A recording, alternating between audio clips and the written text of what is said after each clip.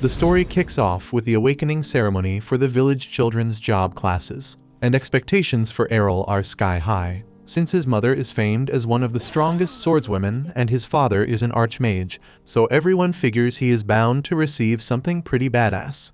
Then his turn comes, the priest lays a hand on him, and instead of seeing a vision with a job title, his sight just floods with white from edge to edge. Suddenly the priest freezes on the spot because this almost never happens, and in cases like this, there's only one explanation. He finally declares that Errol, much like some useless kid with no future, is going to be permanently jobless.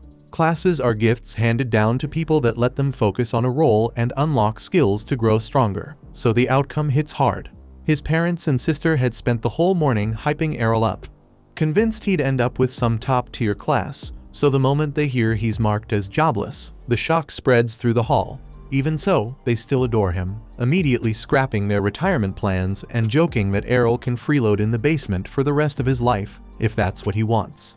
Errol says he has no desire to end up as some basement shut-in. People around him act like being classless dooms him to a bum's life, but he honestly doesn't see it as a big issue.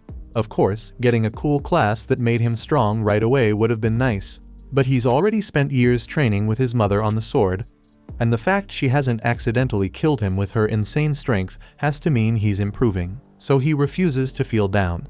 Even if it takes him more effort than others who rise faster, he's ready to keep pushing until he's on par with his parents. Errol's family are glad to see his optimism holding strong, so they cheer him on once more and say he's bound to be well known someday. Errol values their support, but training can't be delayed, so he makes his way to the fields alone. There, he hears the ring of steel nearby, so he goes to check and spots two children from the village in the middle of a duel to test out their new sword classes. Before long, one of the boys notices Errol watching from the corner over there, and they tell him he has no business here since this is not a place for a classless loser. Errol answers that there are no rules against him coming here to train, so he would prefer to practice in peace. Even so, the kids are intent on establishing dominance over Errol, so they say they will be nice and show him what a sword class bearer can do. The two of them start sparring again right in front of Errol, blades tapping and feet sliding, and he finds himself a little impressed. Their form is laughable at best, still it is fascinating to see how effective sword skills are when they kick in. The very first skill anyone with a sword class gets is called basic swordsmanship, and it lets you swing a sword decently well, even if you have never held one in your life, which clearly fits these two. He figures he might actually get useful practice if he goes up against them, so he steps in and says he would like a duel. The kids take offense at the idea that a classless guy thinks he can stand a chance, so they agree to the match. To ensure this, the first boy asks whether Errol has his divine protection, which in this world is a blessing everyone is born with. It wraps the body in a shield that can absorb a certain amount of damage. So Errol tells them he does have one, and the boys look relieved because that means they will not accidentally kill him during a duel. Right then, the first steps forward and charges at Errol, fully expecting to overwhelm him with the opening strike. Even so, Errol holds his ground better than expected. He keeps his guard tight and the angle clean, and the boy cannot spot a single weakness to exploit. He waves his friend over so they can jump Errol together, but Errol reads the setup and hops out of the line just in time. Anyway, he figures this is the perfect chance to test himself by taking on two guys at once, so he rushes straight at them. Within seconds, they're already down, and it turns out way easier than he expected. Any sane person would have just called it quits here, but the boys insist they haven't lost yet, saying that one didn't count. Right then, a red-haired kid shows up and tells the two to stop grumbling, because on a real battlefield, there are no second opportunities. Red hair has a reputation around here, so the boys do not argue. And as he walks up to Errol and says his skill with a sword is impressive for a classless bum. But still, the only reason he won was because those two were weaklings, so the redhead wants a fight to prove he is stronger. The boys tell Errol that Red Hair is the son of Captain Evans, the village's head guard, and Errol knows Evans since he used to come by their house to ask Errol's mom to help him hunt demons. As for the red-haired boy, he is doing this because he thinks his father is the greatest. Yet everyone else in the village says Errol's mom is stronger, which is true, and he cannot accept that. He wants it clear he is not lazy like those two over there. He awakened his sword skills a year ago and has not skipped a single day of training. He believes parents' skills are inherited by their children, so he is here to prove once and for all that his dad is the best by beating Errol. Errol calls him out on his crap, and even so he's always up for a challenge, so he accepts the duel. Soon after, the duel begins, and they start clashing blades at high speed. The other two boys watch from the side, astonished that Errol can keep up with an intermediate swordsman like Redhead. After a few minutes, Errol can tell Redhead is much stronger than the other two, but his anger keeps clouding the way he thinks. With one broad slash, Redhead is left wide open. Errol moves in, ready to take full advantage, closing the distance and aiming straight for Redhead's neck. Yet at the last moment, Redhead uses a skill to counter. Then Errol blocks the first strike, but the second sends him crashing into the wall. At that point, Redhead is stunned that Errol managed to block one of the slashes at such close range. He still took the hit in the end, so the win goes to Redhead. Errol asks for an explanation, and Redhead says the move he used is Twin Blade, an attack skill that lets him throw out 2 strikes in a single swing. The red boy admits Errol is far better than he expected, and says he respects that. Yet he insists someone who is classless would never be able to defend against a sword skill like that. Even so, Errol takes it as a personal challenge and vows to find a way to overcome it. A few days later, Errol's sister comes into his room to wake him, and mornings do not suit him at all. Right now, he's way too busy trying to get back to that dream that would probably ruin his reputation if anyone knew about it. So he just ignores her and goes back to sleep.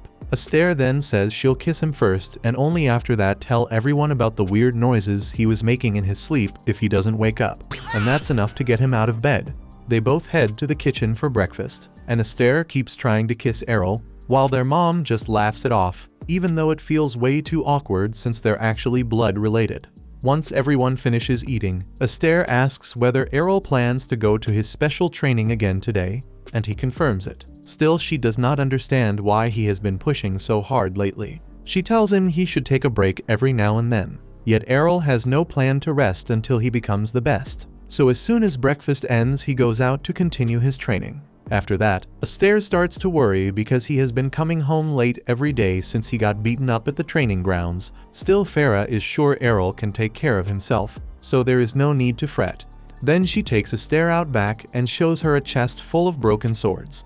From the way those blades are worn down, you can tell Errol is putting in real effort to get stronger. So they decide to let him work as hard as he wants to and stop holding him back. At the same time, out in the forest, Errol is testing his new move against a tree. Convinced he has finally nailed it, he let Redhead hit him with the same strike countless times just to figure out the pattern.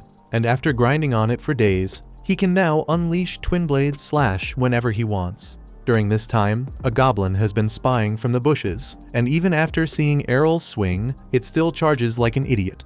Errol reacts fast, cutting across its chest, and the creature drops before it even hits the ground.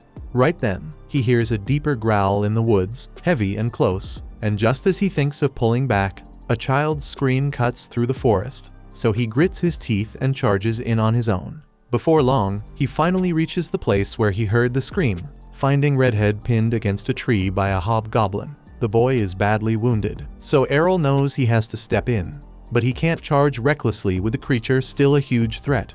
He holds back and waits as the monster edges closer, and right when it's about to finish Redhead off, Errol spots his chance and cuts it down with a twin-bladed slash in one clean strike.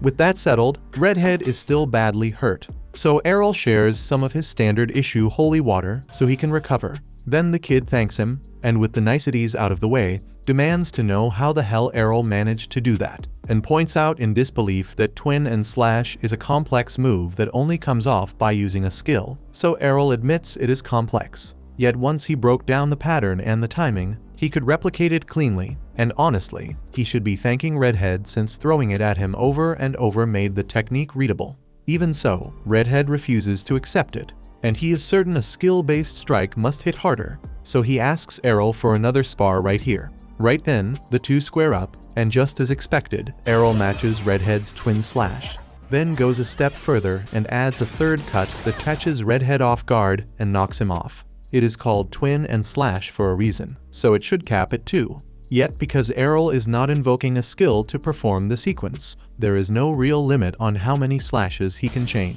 From there, Redhead is floored by the realization that Errol is simply better. And Errol walks off so smug you would think he is about to join the Avengers. After a few days, Errol is having tea with his family, and Farah mentions that Evans's child has decided to head to Brescia, the city of swords, to train.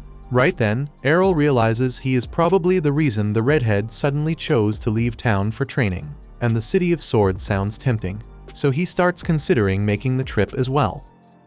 5 full years roll by from that day, and Errol decides it's finally time to head out for Brescia, the kingdom famous for its elite swordsmanship. Both his mother and Captain Evans trained there, so Errol's goal is simple: reach their level and then go beyond it. On the road, he travels with a few strangers, 2 of them strong swordsmen who could hold their own anywhere. The man has the barbarian class, while the woman carries the dual-wielding class. They both want to polish their skills in Brescia too. Even so, they can't seem to get along, snapping at each other every few minutes. The cart driver tells them to chill since they're all bound for the same place. Yet the man's a cocky misogynist who says the woman should go back to scrubbing dishes. Before they can argue again, the driver yells for everyone to draw their swords because something's coming their way, and the sudden tension makes the 2 kids in the cart panic and beg the barbarian to save them.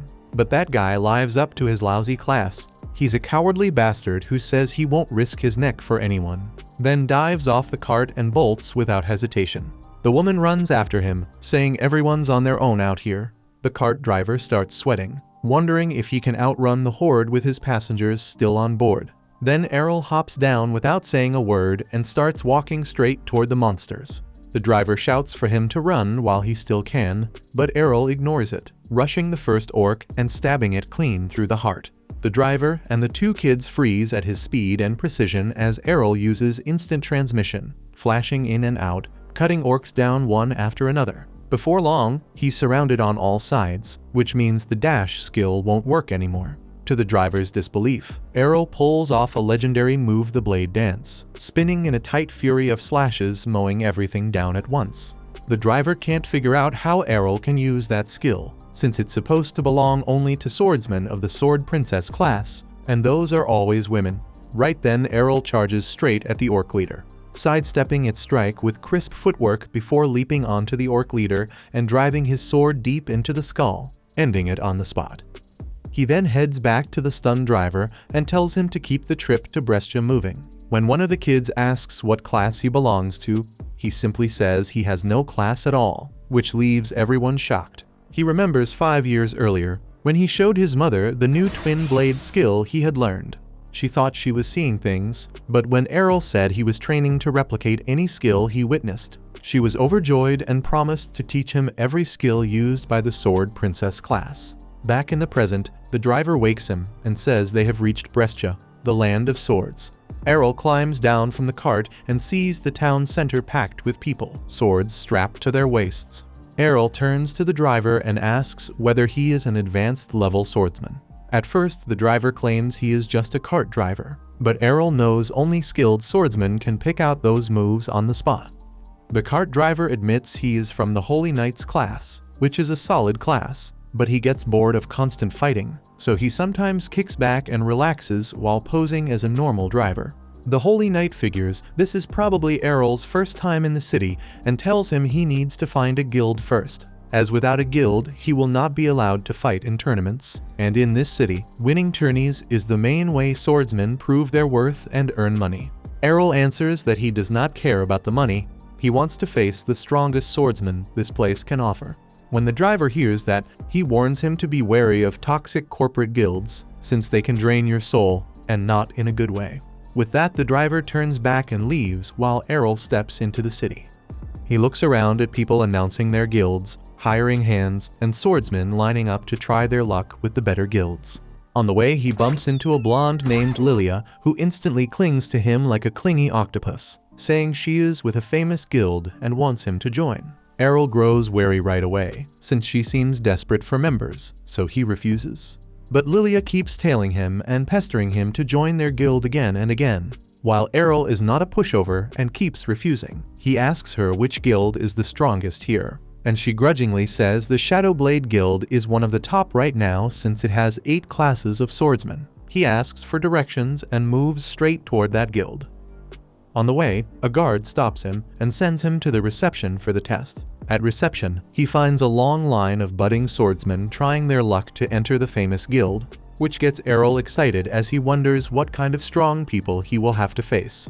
When his turn comes to register, the receptionist laughs at him for being classless, saying only people with an advanced swordsman class can apply for the guild trials. Errol says he is sure he can pass their trial, but the receptionist still refuses to register him. Feeling down, he turns to leave and spots 3 ranked swordsmen entering the hall, treated like celebrities the moment they step in. He does not care about the show, and he turns to other guilds, yet one by one he gets rejected everywhere because he does not have a class. After that, he heads back into the city, taking out the letter his mother gave him and told him to find her old guild, since they will surely help him find something. He wonders if his mom knew he would run into this much trouble, and he stays thankful anyway. Before he can read the letter, Lilia latches onto him again, saying they are still ready to take him in, but Errol refuses again. She starts begging him to join the guild, telling him to do it as a charity, then points at a beautiful guild house and says it is her guild. This surprises Errol for a moment. Lilia says their guild, called Dragon Fang, used to be the best in the country for a very long time, but lately it has gone to crap, and right now they are the weakest. Even so, she wants to bring it back to its former glory. The name Dragon Fang clicks in his head as he remembers his mom once telling him about her guild's leader, a dual-wielding swordsman who chose the name Dragon Fang after his special move. He quickly pulls out the letter to check the name, and sure enough, it is the guild his mom was talking about. He decides to go in with her, which makes her very happy, but the moment they step inside, he finds an old drunk man with only one arm slumped on the couch. The man tells Errol to head somewhere else since this guild is doomed and walks off, while Lilia explains he is her father, once the second best swordsman in the city, yet after losing his arm he has not been the same. Errol, however, surprises her by saying he wants to join the guild, and this makes Lilia really happy, and she quickly drafts an agreement. Errol fills it out and hands it back to her. She reads it and then asks why he left the class column blank. Errol replies that it is because he has no class. Suddenly, Lilia snaps and draws a sword, claiming she thought he might be an advanced class swordsman since he was acting so hard to get. But before she can say more, the door opens and a red-haired beauty named Rhiannon walks in. Lilia runs to her at once, crying that this classless idiot tricked her into joining the guild. This grabs Rhiannon's attention, and she looks toward Errol, saying she never expected to see him here. Errol is confused and asks how she knows him, and Rhiannon looks surprised, saying they came from the same village and trained together. That still does not ring a bell. Yet at last he realizes the red-haired boy he fought so many times before was not a boy at all but a girl. Lillian knows the tale as well and asks Rhiannon if this is the classless guy who beat her when she was young. She always figured the story was a myth. Even so, Rhiannon is still stuck on that loss and challenges Errol to a match on the spot. The fight begins and Rhiannon fires off the twin slash attack, which Errol thinks he can counter without much trouble. To his surprise, Rhiannon's slashes burst through his own and hammer him straight in the chest. That throws him off for a moment, yet Rhiannon reveals she has the power swordsman class, which is why she can wield a sword 5 times heavier than a normal sword, which means she brings 5 times the force with every strike she throws. Errol is impressed that she has kept her speed even with the heavier blade. Still, that speed is nothing next to his own speed. Next time she attacks, he creates an afterimage of himself, distracting Rhiannon while he appears behind her and hits her in the back. Rhiannon is rattled and tries again, but the result stays the same. She cannot believe Errol is using a technique reserved for the most advanced level swordsmen. At the same time, Errol realizes she is too tanky to drop with his normal attacks, no matter how clean the hits look. While Lilia watches in shock, Rhiannon knows it too and tries to finish the duel with heavy blows. But Errol uses his mother's signature counter, slamming Rhiannon to the ground and ending the fight right away. With that, Lilia's attitude flips completely and she welcomes him to their guild once again, then tells him their guild is buried under crippling debt right now. And to climb out of debt, they will have to enter the tournaments and fight as a 3-man group against other guilds that will bring all 5 members to each match. Even so, Errol is excited by the chance to face strong opponents, and he looks forward to the opportunity to hone his skills even more. The following morning, Errol wakes up and meets Rhaenyra and Lilia to go over the next step for the guild. Now that everyone is here, Lilia says that since Dragon Fang has finally gathered 3 members, they have enough people to enter the team battle, so they will sign up for the guild competition this weekend. She explains the tournament runs in one-on-one elimination rounds, and each team is capped at a maximum of 5 members. Rhaenyra feels a bit uneasy since they will be going in with only 3 members, but Lilia assures her it should not be too hard because she and Rhaenyra are both B rank, so as long as they do not get matched against an A ranker, they should be fine. This is the first time Errol hears about this ranking system, so Lilia gives him a quick rundown and says there are a total of 4 ranks that outline the strength of an individual swordsman. Out of the 500 swordsmen in Brescia, there are only around 20 who count as a rank. While Rhaenyra and Lilia land in B rank, Errol is not ranked yet, but since he managed to beat Rhaenyra, Lilia figures he must be at least B rank as well. As long as the match placements don't screw them over, they've got a real shot at coming out on top. Speaking of that, the match brackets should be posted on the Colosseum notice board by now, so Lilia says she is going to check them right away. In the meantime, Rhaenyra has Errol go put in some training until Lilia gets back. But before she can leave, Errol calls her back because he has a favor to ask. To start, since she's a power bladesman, he asks if she's got any abilities other than plain brute strength. And she says she's got one called Guts that basically lets her divine protection last longer than normal. Errol thinks it through and concludes the Guts skill would be an incredible asset for him in battle. So he steps up to Rhaenyra and asks her to hit him over and over. Rhaenyra starts blushing and asks if they can try something a little more normal since she thinks Errol is asking to do something indecent. But he says she is misunderstanding him, because the reason he wants her to hit him is that he assumes the Guts skill is an ability that raises endurance. So the best way for him to reproduce it would be learning to take hits without relying on his divine protection. Rhaenyra is stunned when she hears Errol's plan and calls him crazy, because everyone knows skills are blessings from the goddess that depend on your class. Still, Errol reminds her she's already watched him pull off the twin blade and shadow skills, so there's no reason he couldn't copy the Guts skill too. After that, in the training yard, he asks her to hand over her sword for a moment, and she agrees to give it to him, even if she has no clue what he's planning, since the weapon was custom made to be 5 times heavier than a regular sword, meaning there's no way he could wield it without the brute strength skill. Even so, Errol proves her wrong by drawing the blade with ease and swinging it around.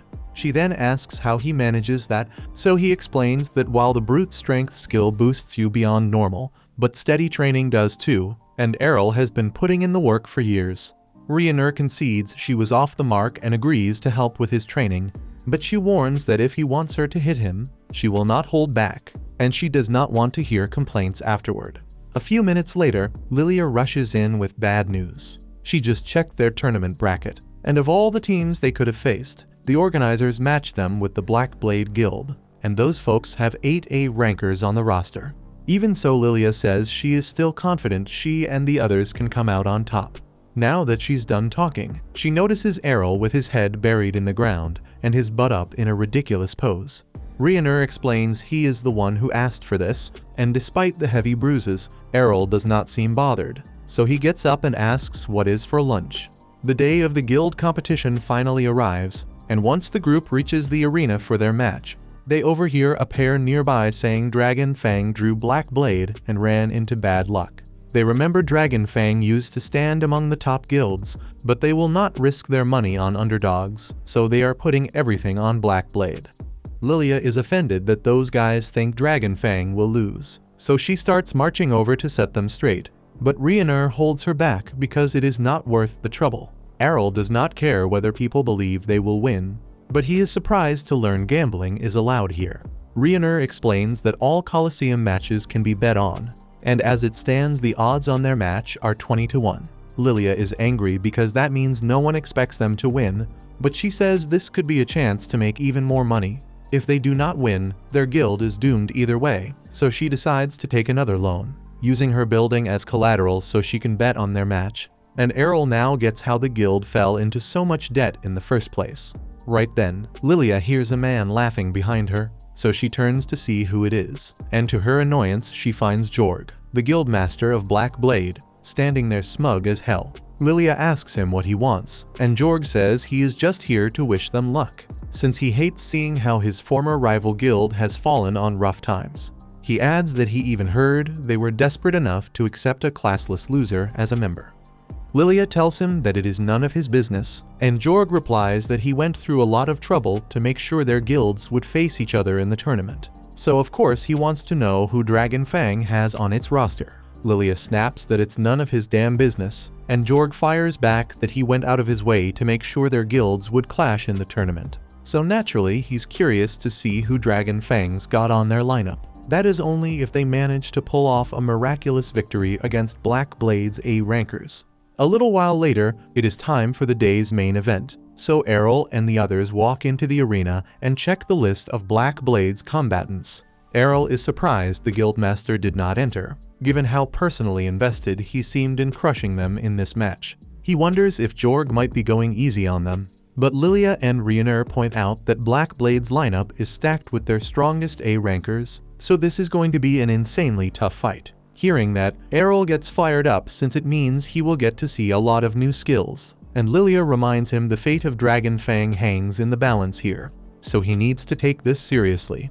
Once the match officially begins, the announcer introduces Black Blade's first fighter, the fencer Geo, and when she moves to announce Dragon Fang's combatant, she pauses for a second because the roster says she is supposed to introduce someone named Errol who is classless, which she thinks cannot be right. The crowd starts murmuring among themselves because they cannot believe a classless nobody actually decided to enter the tournament, and Geo takes it as a personal insult that he has to face a weakling like Errol. As soon as the fight starts, Geo fires off Blink Dash to close the gap and stab Errol through the chest, and to his shock that target turns out to be an afterimage created by Errol's shadow skill. He is not sure how a classless fighter can use a move like that. Yet he adjusts quickly and begins working out a plan to deal with the afterimages. He ends up making a fatal mistake, thinking Errol can only create 3 afterimages, and once he cuts down the third, he drops his guard for a split second, careless at the worst possible time, giving the real Errol the perfect moment to rush in and finish the fight. Geo drops to the floor unconscious,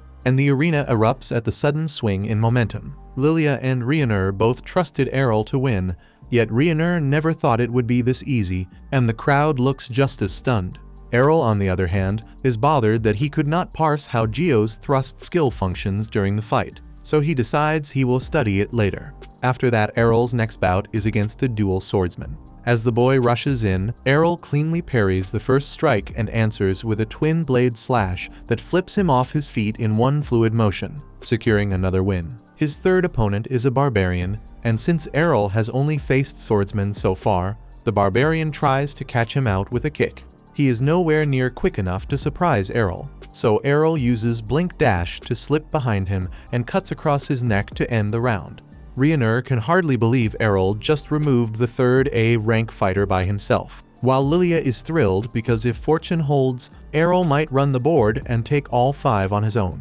Rioner tells Lilia it sounds as if she does not want to fight in the tourney at all, and it sounds that way because it is true. She knows damn well that in Errol's position, she would have fallen in under a minute. There is no way she could manage a head-to-head with an A ranker, which is why she is pouring everything into cheering for Errol as if her life depended on it. In Errol's next match, he faces a shield bearer, and breaking through the man's guard proves tricky, though Errol is still outpacing him. After that, the shield bearer gets angry and accuses Errol of lying about being classless, saying there is no chance someone without a class could have blown through the last 3 that easily. Errol answers that his wins come from pure effort, and the shield bearer laughs, claiming that effort can never beat the power of classes. Still, Errol points out that if that were true, the man would not be getting his butt handed to him by a teenager. The shield bearer charges and tries a shield bash to knock Errol over, but Errol reads it, counters with a kick, and knocks the shield clean out of his grip.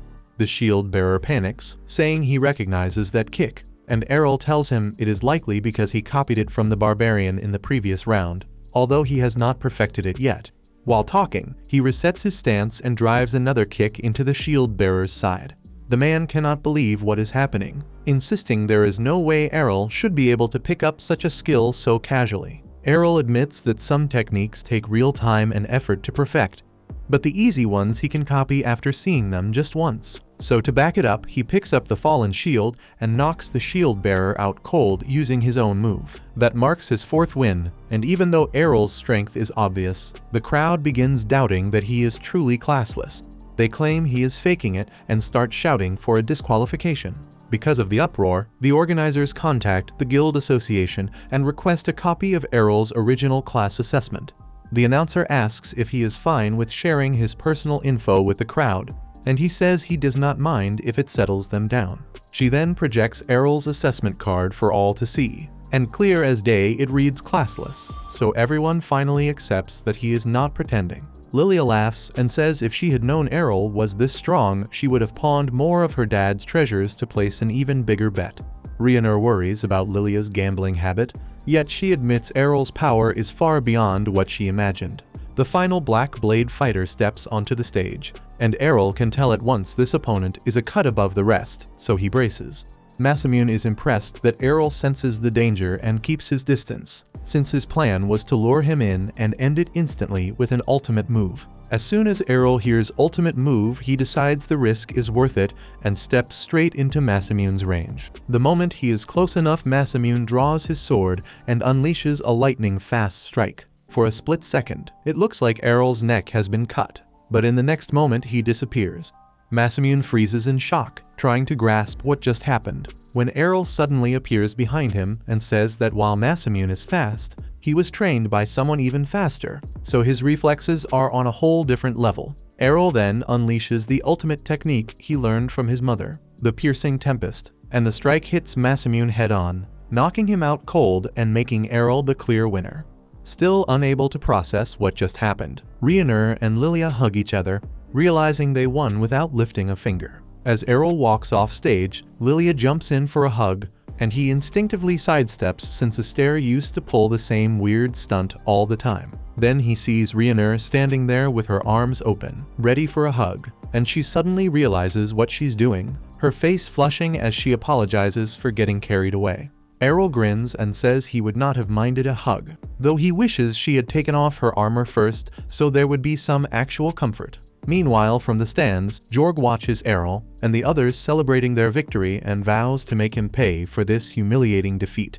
That evening, as they got back to the guild house, the place turned lively fast with drinks passed around, and Errol stayed stunned that Lilia was even old enough to drink, while she calmly said she was a grown woman. Even if she looks a bit small, she still cannot wrap her head around Errol dropping 5 ranked swordsmen from the country's top guild all by himself. From there, she decides she should court him because he feels like a way out of poverty and obscurity for her, and she goes straight to asking for his hand, saying she can satisfy every dirty desire he keeps hidden. Yet Errol holds that true Sigma attitude and turns her down on the spot, adding that he would rather be with someone closer to Rhiannon instead. Right then, Rhiannon flushes bright red and pushes up from her seat, telling Errol to stop talking that way just because he wants to brush Lilia off. Still, Errol was genuinely weighing it and not just tossing words around, asks why she thinks he is making fun of her, and she answers that when they were kids he called her a man during their sword fight. Then she claims everyone who has met her says she has no womanly charms, while Errol glances down and sees 2 very full tanks right there in front of him and disagrees without holding back. Lilia realizes Rhiannon has no idea what her biggest strength is or how to play it to her advantage. So at that point, Lilia decides there is nothing to fear from her and she can stay focused on her own plan. With that, she slides a hand to Errol's legs, saying he must be worn out from all that fighting, then tells him to meet her in the bedroom so she can take care of his 3rd leg as well in a way that will help him relax. Rhiannon gets flustered immediately and tells Lilia to stop with the weird talk. Yet Lilia gives a small smile and says she only plans to give him a well-earned massage after such a heavy day, and she keeps her gaze locked on Errol while she says it. But to her surprise, Errol answers with sudden eagerness that he would prefer a massage from Rhiannon, and his version of a massage means getting pounded into the ground by Rhiannon out on the training yard, while he drills reinforcement magic that she wields so effortlessly through her training. So he asks her to go hard so he can learn the rhythm of it. Lilia watches from the balcony and wonders whether Errol even understands what a massage actually is. Before long, the non-stop racket wakes Lilia's father, who staggers down to the training ground totally hungover and grumbling about the noise, saying they don't need to vent their frustration over losing the tournament, since that's exactly what he'd expect from a bunch of useless guild rejects. That moment Lilia tells him they actually won their match, and not just any match, it was against the current top guild in the country. Her words snap him out of it, though he mutters that Black Blade probably sent rank B or C newcomers as fodder. Yet Lilia hits him with another shock when she says every opponent was a rank, and Errol took all of them down by himself. That clears the fog from her dad's hangover as he stares at Errol, beat up and bandaged, trying to process whether this kid is really that strong. Lilia adds that she placed a stack of bets, and since Errol completely crushed his 5A rank opponents, she hit the jackpot. So now they are not only out of debt, they even have enough coin to cover operations for a while. Even so, her dad stays grim and says that if by some stroke of luck this kid is truly that strong, the bigger and richer guilds will swoop in and poach him, so she should keep her hopes low. Lilia says boldly that he can relax because she is going to marry Errol soon, which would bind them for life and keep him right here with their family. Errol answers that he is not doing anything like that. Then he turns to her father and says Lilia might be a little unhinged at times, but at least she's not the kind of loser who gives up on everything. That barb lands hard as her dad fixes him with a dangerous look. Errol misses the warning and keeps going, saying he should quit moping and start acting his age since he still has one good hand and can carry a sword in that hand. That flips a switch in her dad, who grabs Errol by the collar and tells him to stay away from matters he knows nothing about. Then he growls that a dual-wielding swordsman who cannot dual-wield is a waste of oxygen. Errol fires back that he disagrees because he is a classless swordsman who is still competing and pushing to climb in this world. From there her dad shoves him away and trudges upstairs without another word. Lilia and Rhiannon rush to Errol at once and ask if he is alright. Then Lilia apologizes for her father's outburst while thanking Errol for speaking up. Errol says that even missing an arm and being out of the game for so long, her dad is still unbelievably strong, and it is a damn waste that he refuses to use that strength and the experience he earned over years of fighting. He turns the thought over in his head, thinking about all the slick skills he could learn from a dual-wielding master, and he promises he will fire up Lilia's father and push him to pick up the sword again. Lilia hears that hunger to learn new techniques and suggests he start running some of the dungeons near the city. Right then Errol admits he knows nothing about dungeons, so Rhiannon spells it out, saying dungeons are underground cave networks where monsters spawn by the hundreds and the corridors are packed with traps. From there, she adds that it is one of the best places to learn new skills and level up through real combat, which will help them when the Sword God Cup rolls around. Errol still looks lost, so she explains that the city hosts a yearly tournament where the nation's top swordsmen compete to prove who stands as the best in the country. Right then Lilia pulls out a form and tells Errol to fill it if he wants in. But to Rhiannon's horror, he tears the paper in front of them. Rhiannon, confused, asks if that means he doesn't want to join the contest. But Errol replies that Lilia tried to trick him and slipped him a marriage certificate instead. Lilia laughs and says she was just testing the waters, and Errol stops playing nice, locking her in a pro wrestling hold and clamping her neck under his arm like John Cena in the ring. The next morning Errol wakes up to find Lilia trying to assault him, so he smushes her head with his hand, ties her to the bed, and calls her a clingy maniac as he walks out. The next morning, they head together toward the dungeon entrance.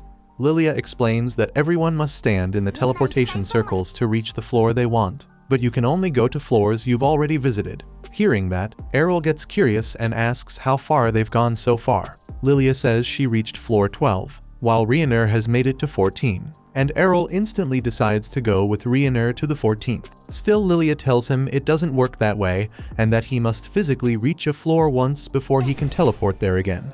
That kills the mood, since Errol wanted to fight the strongest monsters right away. Even so, Lilia tells him not to worry because she knows a short route that will take them to the lower levels fast. After that they agree to the plan, but Lilia tries to get Errol alone, saying Rhiannon can continue her floor 14 run since Errol doesn't need 2 guides. She starts dragging him off, yet Errol isn't that easy to manipulate and asks Rhiannon to come with them. With that, they step onto the first floor and are attacked immediately by two knights in armor. Errol draws out his sword and clashes with one while Rhaenyra faces the other head-on. He quickly notices that even in heavy armor, the knight moves with surprising agility, but it's nothing he can't handle. So he uses his dash step and slices the knight's head clean off, and as the helmet falls, he realizes the armor is empty, powered only by the dungeon's mana. The knight rises again without a head, and Rhaenyra says these things have no real weak spot and feel no pain. So Errol changes tactics and goes for the legs, and that decision pays off as the magic knight collapses hard onto the ground. At that moment, Rhaenyra warns them that the enemies will regenerate soon, so they need to keep moving. Before they push deeper, Errol asks Lilia what her class is. She proudly says she's a fencer, flashing a smug little smile, and promises to teach him anything he wants in the training ground or in bed if he's willing to learn fast. Errol turns her down again and strides forward. Before they reach the second level, they hear cries for help echoing from a nearby door. When they get closer, they find a man drenched in blood, kneeling on the ground and begging for help. Rhaenyra suggests carrying him to the surface, but the man refuses, claiming his friends are still inside and got caught in a deadly trap. He pleads for them to rescue his group, but Lilia immediately shifts into business mode and asks for payment in return for any help. But the man is surprised by her request and pays a hefty sum from the money he earned shameless gambling. Still, Errol feels something off. While walking behind him, he notices that with that much blood loss, a man shouldn't even be able to sit upright, let alone walk all the way back to a dangerous area. So Errol realizes the blood and injuries are completely fake, but decides to keep that to himself, thinking it might lead to something interesting, or at least fun to watch. The man leads them to a hidden chamber where a trail of blood spirals toward a puddle in the center with a single gold coin lying inside. The moment Lilia reaches out to grab it, a teleportation circle flares under their feet with a bright flash. Rhaenyra immediately recognizes the trap, while the man grins and says he was paid well for such an easy job. Gripped by fear, he freezes as the magic circle suddenly catches him too, teleporting him alongside the others. They land on a floor even Rhaenyra has never seen before, meaning it lies below the 14th, though there are still no signs of enemies. The fake victim starts trembling and stammers that this is supposed to be the lowest floor of the dungeon, where the advanced sword god is said to dwell. Suddenly, a knight in rainbow enchanted armor steps forward. At that moment, Lilia refuses to believe the story about a sword god class that most people consider a mocking legend. Errol, however, instantly senses the danger and shoves Lilia out of the way as the sword god unleashes an aerial slash so powerful it splits the dungeon walls. Without wasting time, the sword god rushes Errol, and he barely gets his sword up in time to block the blow. He's thrown into the wall, but realizes he's only still standing because of Rhaenyra's brutal training that toughened him up by beating the crap out of him in the yard. Just then, he slashes back at his opponent. Yet the knight is insanely fast and uses advanced footwork to dash away. From there, Errol actually smiles, claiming this is the perfect chance to test himself for real. His party reels at that. Still, he snaps into the same divine step technique to close the gap and keep up the pressure, unleashing a flurry of strikes that the armored foe manages to block clean. The knight gives ground but activates a skill that spikes the gravity across the chamber, pinning the others to the floor. Yet Errol stands firm, remembering the time he trained with his mom and had to give it everything just to stay on his feet. Back then, when his mother went on the offensive, he couldn't respond at all. But this time it's different, as Errol uses the gold coin to nullify the attack, opening a narrow gap and charging through with all his power. He unleashes one of his strongest techniques, called Infinite Break, and the knight bursts apart under the strike, leaving everyone in the room stunned. Then Errol drinks a bit of holy water to steady himself, and from there, the group safely exits through the teleportation spell.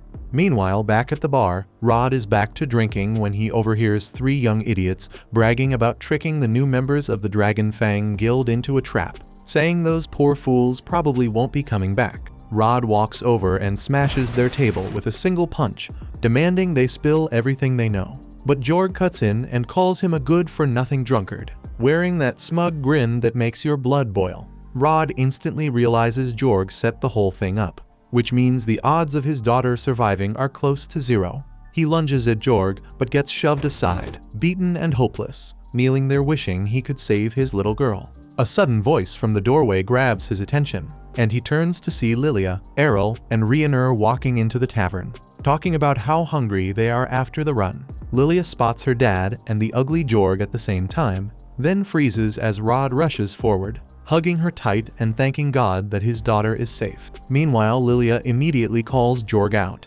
saying they squeezed every detail from his crony, who confessed it was Jorg's plan from start to finish. As expected, he shamelessly denies everything, saying everyone is responsible for their own safety in the dungeons.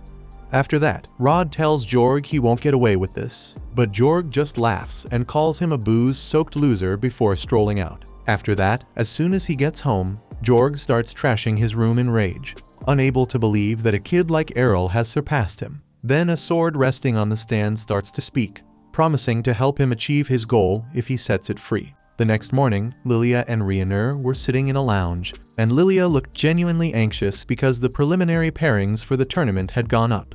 She had just learned she would be matched against Errol, so in her head the path to the finals already looked closed. At that point, Errol told her not to take it too hard, since at her current skill level the odds of winning the whole thing were already pretty thin, and even so, that kind of honesty did nothing to lift her mood.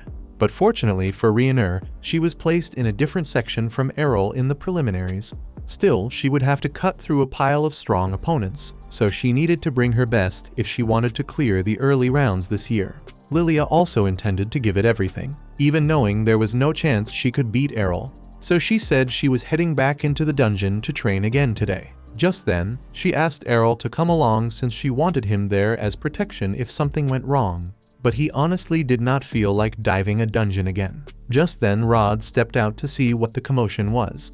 After hearing that Lilia planned to enter the dungeon again, he warned her to be extra careful because there was no telling when Jorg might lay another trap, and he said he could not bear to lose her. Lilia could see her father was truly worried, so she assured him she would keep her guard up at all times, and hearing that came as a huge relief. Errol was taken aback by Rod's sudden change in attitude. After nearly losing his daughter to Jorg's cruelty, Rod had realized he could not remain a weakling just because he lost an arm, so he had decided to begin training again. Sometime later, the day of the Sword God Cup preliminaries finally arrived, and a huge crowd gathered to watch all the swordsmen and swordswomen square off. Lilia ended up dropping her first match to a big random guy despite all the practice. She felt damn upset about it. So Errol tried to comfort her by saying the result had been inevitable, so there was no need to beat herself up.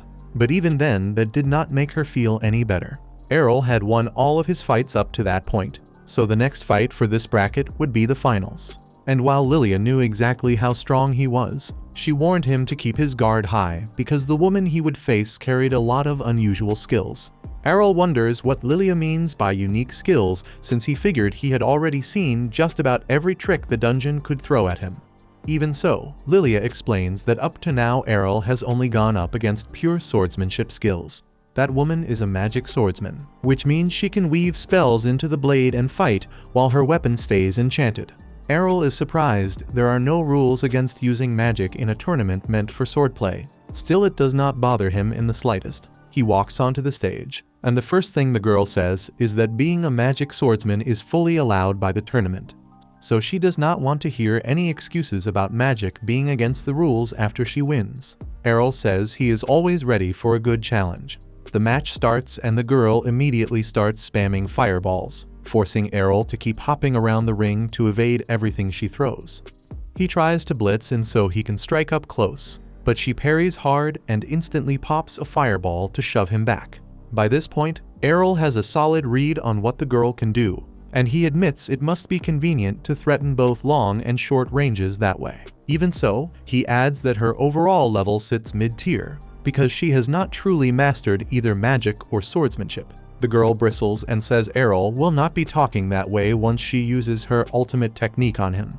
Then she channels magic and cloaks her sword in fire, and the crowd perks up because it is a rare sight. She starts throwing waves of flame at Errol, and he is genuinely impressed because the wild snaking motion makes it hard to read where the next strike is coming from. So he tells her it will be a spectacular skill once she truly masters it. But for the moment, it is basic enough that he barely needs to move to flick the flames aside. If the girl's swordplay were even on Lilia's level, then the flaming blade might have given him real trouble. Instead, she came banking on raw firepower to bulldoze the bracket, so it will not take much to beat her cleanly. The girl boils over with rage, to the point her hair looks red, and she yells there is no way a classless loser could ever beat her. In the next moment, Errol uses twin blades slash to snuff the fire on her sword, then dashes straight in and knocks her out. With that, Errol is declared the winner of this prelims section. Even as the cheers roll around the arena, the only thing on his mind is whether there is special training he can run so he can learn to use magic as well and fold it into his style.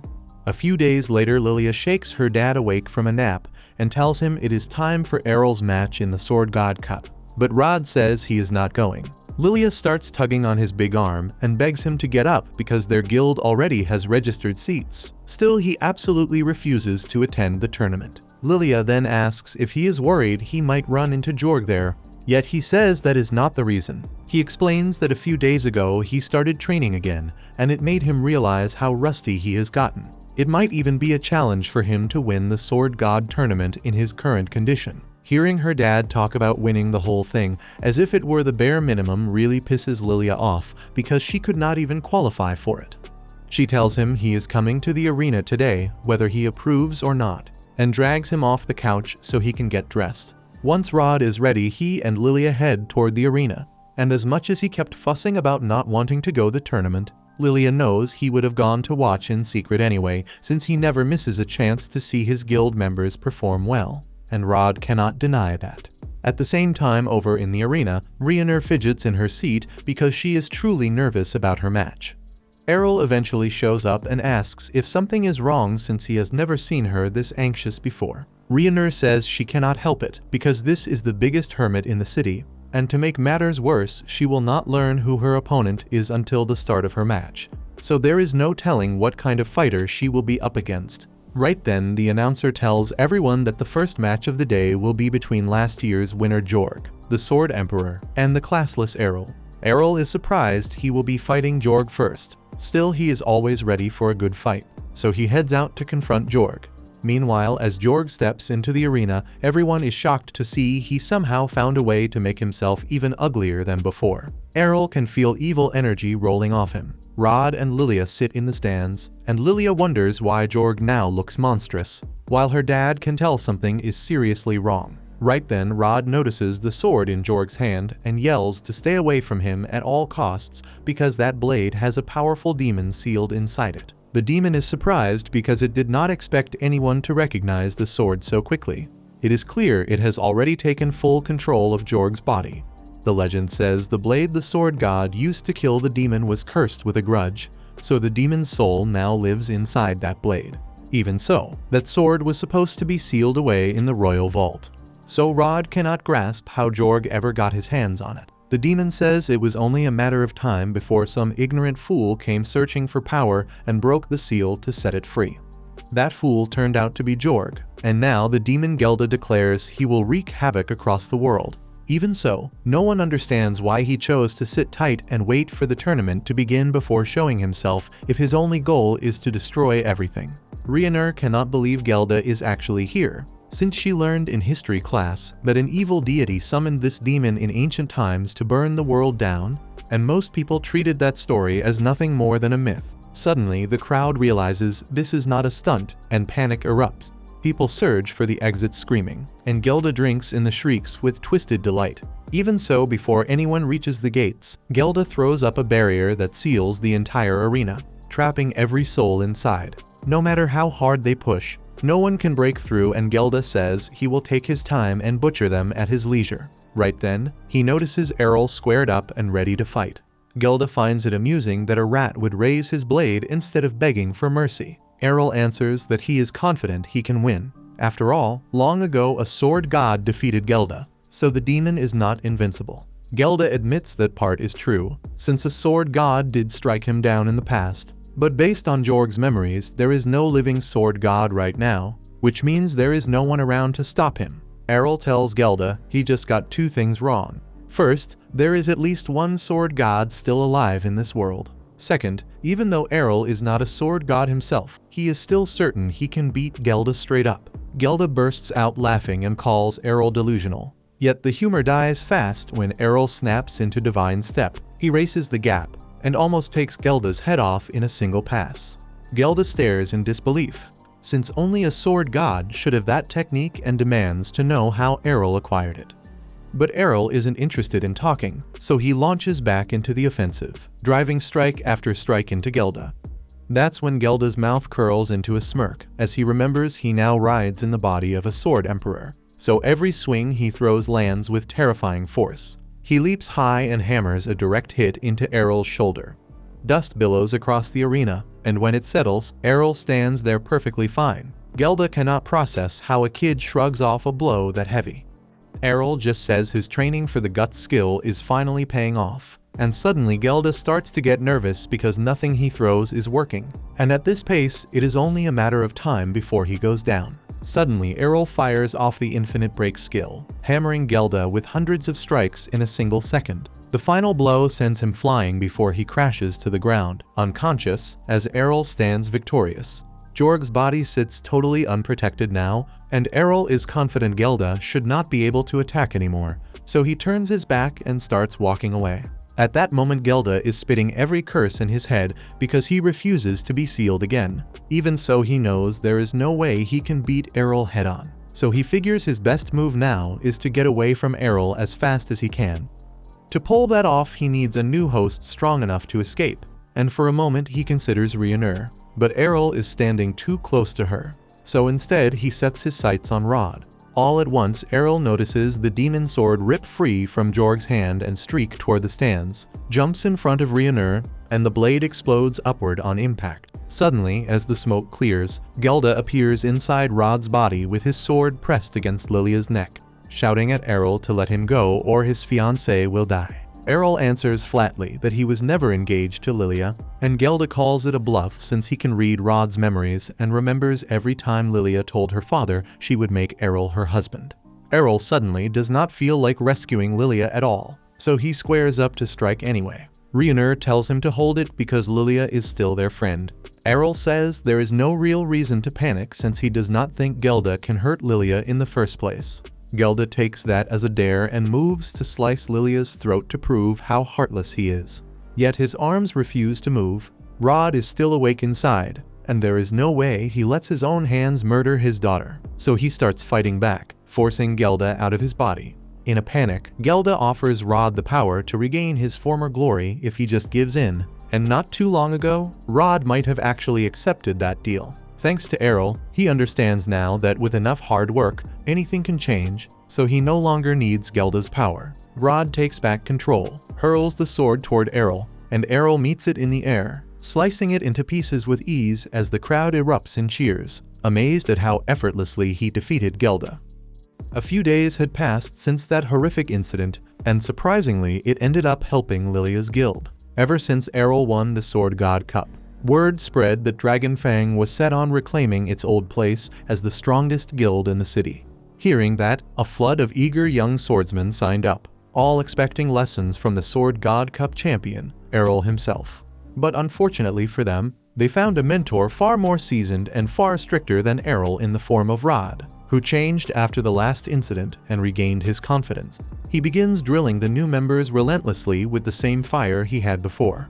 Meanwhile, one of the newcomers slips behind the wall to hide, but Lilia notices and walks straight over to confront him. She states that they accepted him into the guild only because he vowed to give everything and train with full dedication. The recruit feels hopeless, mumbling that he never imagined Rod himself would be the one to put them through such a brutal regimen. He then asks Lilia if Errol will train them as well, but Lilia lets out an exasperated sigh, saying that Errol dropped out of the guild after winning the Sword God Cup. She laments that even Ryunur went after him hoping to stop him. At the same time, Errol is already in the forest, riding in the cart of the same adventurer who first brought him to this city. The driver is surprised to see Errol leave Brescia so quickly, especially after winning the Sword God Cup, a feat that practically turned him into a celebrity.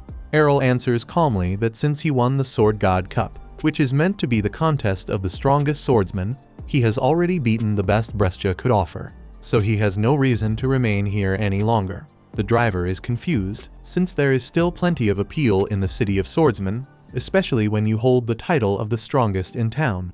but Errol refuses to stagnate in a place that can no longer challenge him. The driver stays puzzled, but Errol explains that he wants to find out whether he can now defeat his own mother in a sparring match. After a short while, he reaches his village and tries to slip into his house quietly to surprise his mother, who is out picking flowers.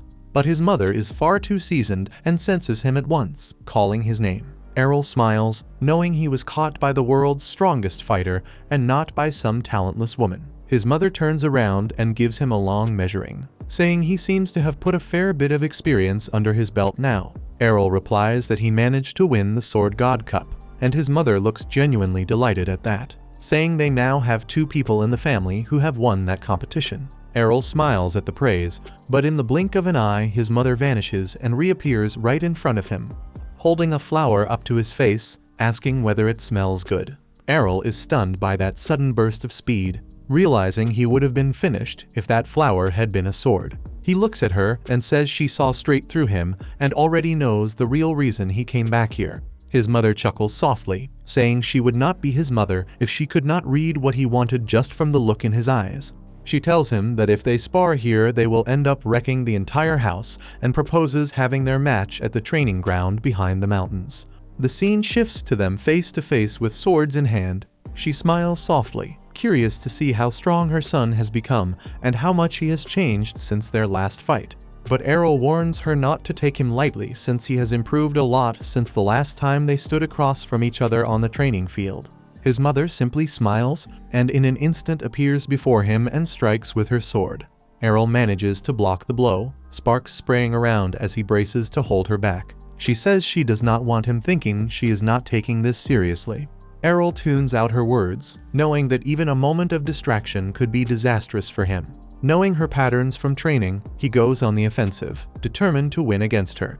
Then he sidesteps her sword before leaping into the air and using Divine Slash and Twin Air Slices together at her. His mother parries with ease and asks whether he used the 2 skills at the same time.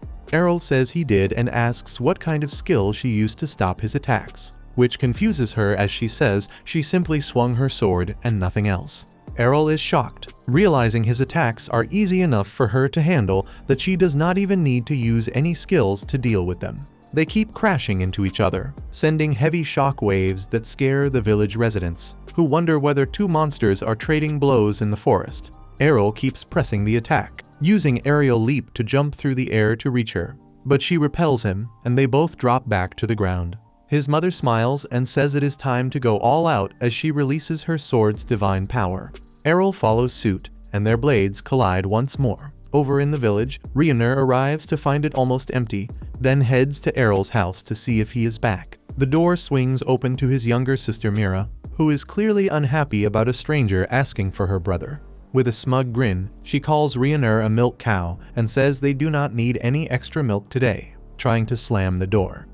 But just then, Errol and his mother return, both bruised and battered from their sparring. He is surprised to see Rioner in the village and says he was in the forest having a sparring match with his mother. His mother looks proud and says Errol has grown much stronger and even defeated her today. Errol smiles and says they were evenly matched, and he managed to win purely through strength and nothing else. Rioner stays stunned, since his mother is an actual mythical sword god. Errol says she would have finished him easily if she were at her prime. Even in this worn state after leaving training years ago, she was still the toughest opponent he has ever faced. They head inside and sit to talk over some cake, and his mother is keen to know how Errol came to know this pretty young lady. Errol says they used to live together in the city, which puts a sparkle in his mother's eyes as she wonders if this is the one. Rioner clarifies at once that they were in the same guild and nothing more. After that, she remembers why she came and asks Errol why he left the guild so abruptly. He explains that he already left a letter of resignation, but Rioner doesn't let it go, saying he should have at least talked to them and said goodbye before leaving. Errol just shrugs, saying there was no competition left in the city anyway, so staying made no sense. His mother asks if Rioner came all this way because she was worried about Errol. Rioner refuses and says she actually came to become a student of his mother, so she can learn all the techniques she has to offer. Errol's mother answers by asking whether she wants to learn how to become a good housewife for Errol. Before Rioner can argue further, a voice very familiar to her calls from the front yard, where Evans, Rhaenyr's father, calls out to Errol's mother and says they need to leave for the forest immediately, since insanely strong monsters were there not long ago and have destroyed half the forest. Farah thinks fast and says she and Errol already went there and dealt with the monster, and it will not trouble them any further.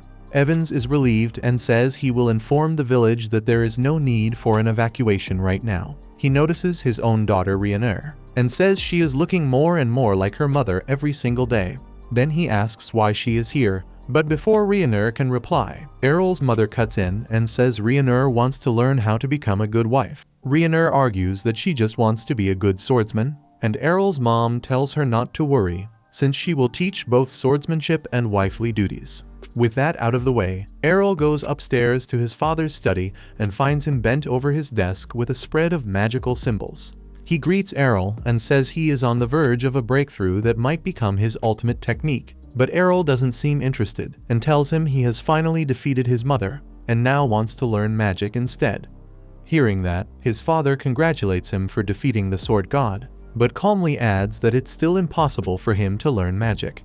Back in the kitchen, his mother hands Rhaenyr a knife to show her how to chop some vegetables. Rhaenyr completely obliterates the cabbage and the table in one swing, so I quietly prayed she'd stop before reaching the cucumbers. Errol's mom and sister just stand there in shock, and the poor woman starts wondering if cooking was ever a good idea in the first place. A little while later, Errol and his father repair the table, and once they're done, his father demonstrates his magic by fixing a broken mug. As they return the tools to the shed, he reminds Errol again to stop trying to use magic, insisting it's impossible for him. He explains that with swords, Errol could train every day and keep improving, and the pile of broken blades in the shed stands as proof of his effort. But trying to learn magic without a mana pool is like trying to hold a sword without fingers. It simply can't be done. Errol turns to him and asks how he's so sure that he doesn't have any mana. His father answers that if Errol had any, he would have received a class long ago.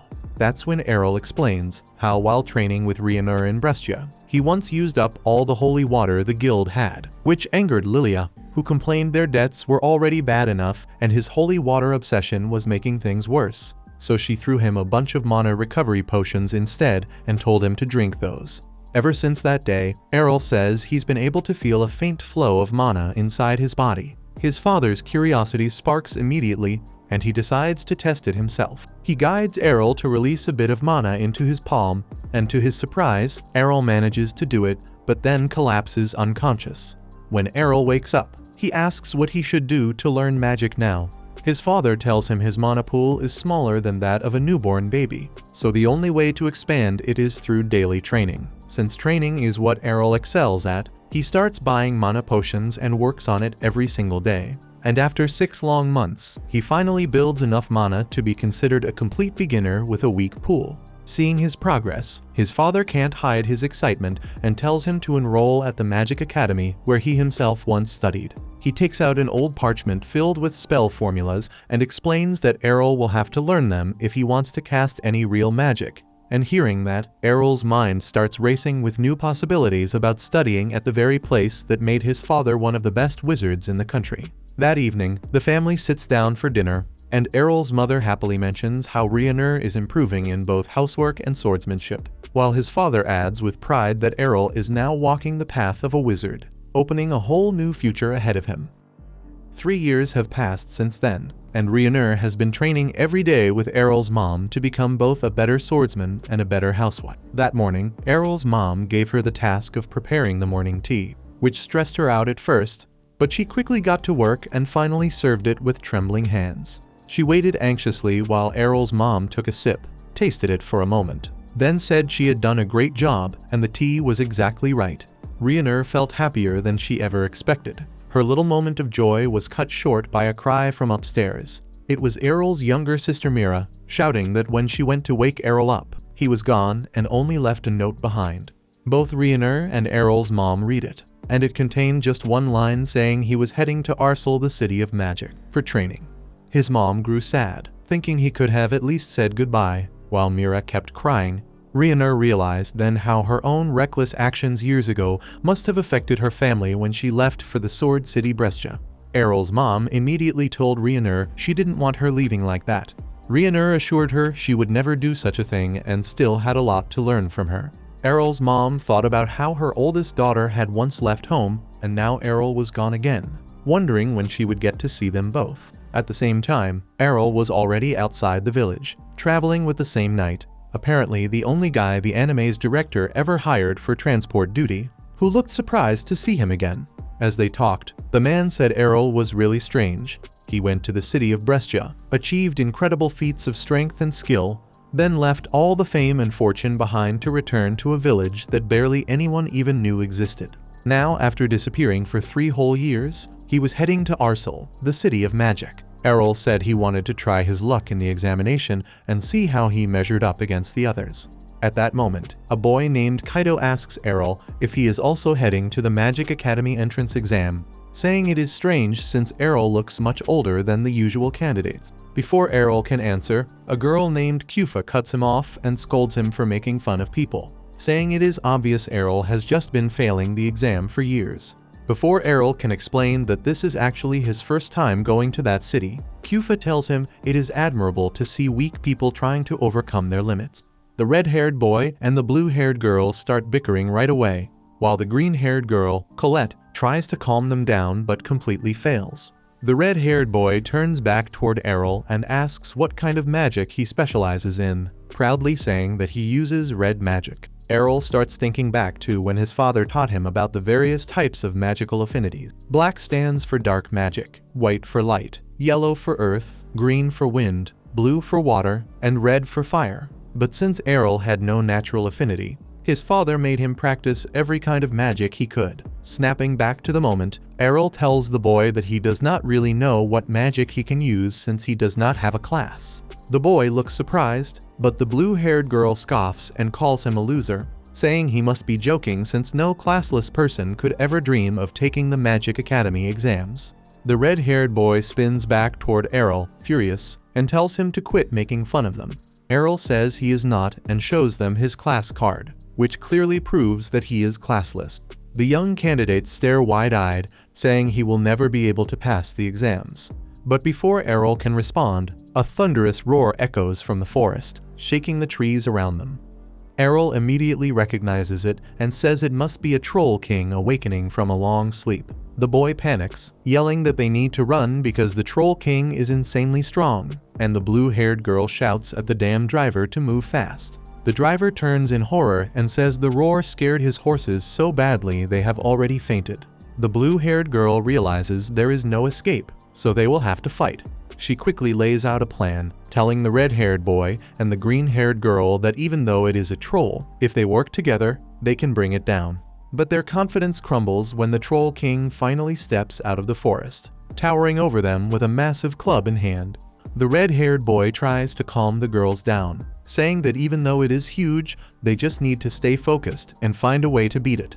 Before they can act, the troll lets out another earth-shaking roar that rattles the ground beneath them. The girls drop to their knees, trembling and clutching each other, realizing their magic will not be enough to stop the beast. The red-haired boy keeps his cool, trying so hard to look fearless that even the troll seems a little confused. He jumps out of the cab, steadies himself, then draws his magic wand and gathers all his mana before launching a fireball straight at the troll's face. For a brief moment, they think they might stand a chance, but when the smoke clears, the troll steps forward completely unharmed and angrier than before. The boy used every bit of mana in that spell, leaving him with nothing to defend himself or even run away. The troll charges toward him, but suddenly a massive explosion engulfs the area and turns the monster into ashes. Everyone stares in shock as Errol steps out from behind, saying he might have overdone it a bit. The boy is stunned, and the girls whisper among themselves that explosion magic is an extremely advanced type of spell used only by the strongest mages. Errol ignores the chatter and goes to the horses, casting a healing spell to wake them back up. When he turns around, he finds the red-haired boy on his knees begging for forgiveness and asking Errol to take him as his master so he can become a great wizard one day. Errol tries to tell them they have it wrong and that he is not a master, only an examinee. He shows them his class card again, but the green-haired girl insists that he must be a great mage hiding his identity with a fake card. Seeing that he cannot change their minds, Errol decides to continue on his way toward the city of Arsel. A couple of days later, they arrive early in the morning. The city lies between a large lake, surrounded by drawbridges on all sides that control who enters and leaves. Once inside, the boy tells Errol he must be taking the exam for red magic, meaning they will be together, while the green-haired and blue-haired girls will take the earth and water exams. That is when Errol learns the courses and tests are divided according to magical affinities, and he quietly hopes they will not reject him like they did back in Brescia for being classless. To his surprise, when he reaches the reception desk, the receptionist smiles, stamps his card, and gives him his roll number. Errol asks if it is really fine even though he has no class, and the receptionist replies that everyone has the right to take the exam and no one will be treated unfairly. He realizes this place is completely different from Brescia and moves toward the testing grounds. There, he sees several students lined up as one of them fires a small fireball at a metal knight and passes the test. Before he can figure out what his own task will be, a blonde boy steps into the arena and asks the instructor if it is fine to destroy one of the metallic dolls. The instructor looks confused at first, then checks the boy's card and realizes he is an advanced magic user, a class so rare that everyone nearby goes silent. The crowd watches as the boy walks forward and casts a spell that summons a towering pillar of flame, completely engulfing the metallic knight. The boy looks proud of his display, but the red-haired boy blurts out that his Errol could do even better. The cocky boy turns sharply toward him and asks if he really thinks some random man could surpass an advanced magic user. The red-haired boy fires back, saying his Errol could roast him so badly even the troll would feel second-hand embarrassment. The arrogant boy scoffs, claiming those are empty words and no one could match his power or melt metal like he did. Errol finally cuts in, calmly pointing out that the knight has not melted at all.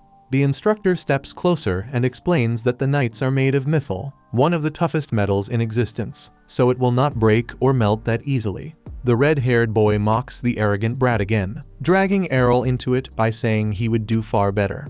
Errol smacks him lightly on the head, then steps forward into the arena. He decides to use the same spell the other boy cast, which already shocks everyone watching.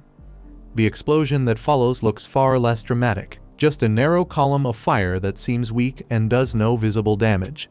The cocky boy bursts out laughing, but his laughter dies fast when the metallic knight suddenly slumps and melts into a pool of glowing liquid metal. The boy stares in disbelief, saying eruption magic should never be able to melt mithil. Errol replies that he used a modified version of that spell by focusing all the flames into one concentrated column, creating heat stronger than any normal eruption magic. Without saying more, Errol walks out of the arena and enters the blue magic section, where the blue-haired girl has just passed her test by hitting the target. She looks shocked to see him there, but Errol wastes no time, unleashing an ice-edge strike that shatters the knight before heading toward the green magic arena, leaving the instructors and students speechless. Just outside, he spots the green-haired girl standing nervously, saying she has not registered yet because she is too scared.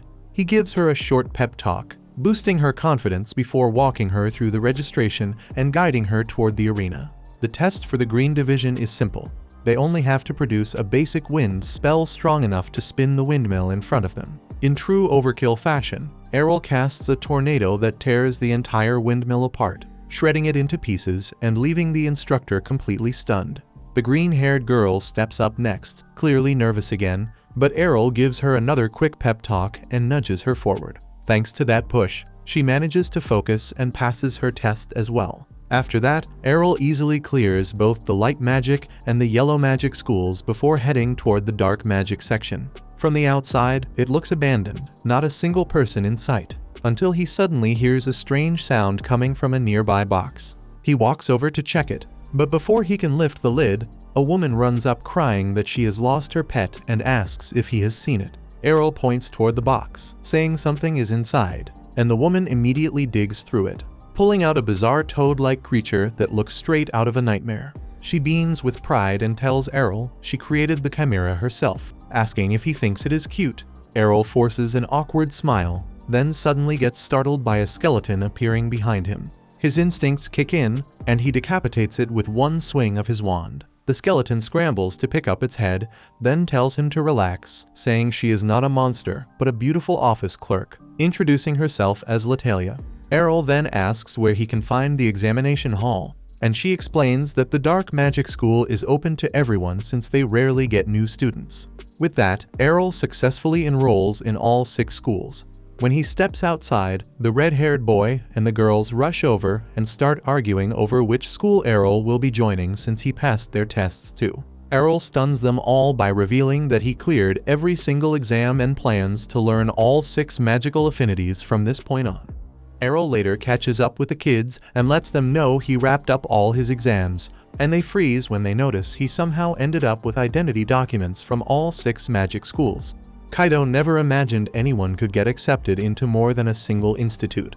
It turns out the 6 schools do not exchange student records at all, so none of them realize that Errol is juggling multiple programs at the same time, and he also checked every admission form carefully. And since there wasn't a single rule saying a student is forbidden from joining more than one school, he didn't expect to run into any trouble. Then he checks his class timetable and realizes there is an actual problem because every institute's lectures overlap, making it impossible for him to attend 2 places at the same time. The kids tell him this is exactly why nobody ever tries to enroll in several institutes. But after looking closely at the fine print, he notices that attendance only contributes 20% toward the final grade. So if he performs well during exams, he could skip classes entirely and still pass without putting himself at risk.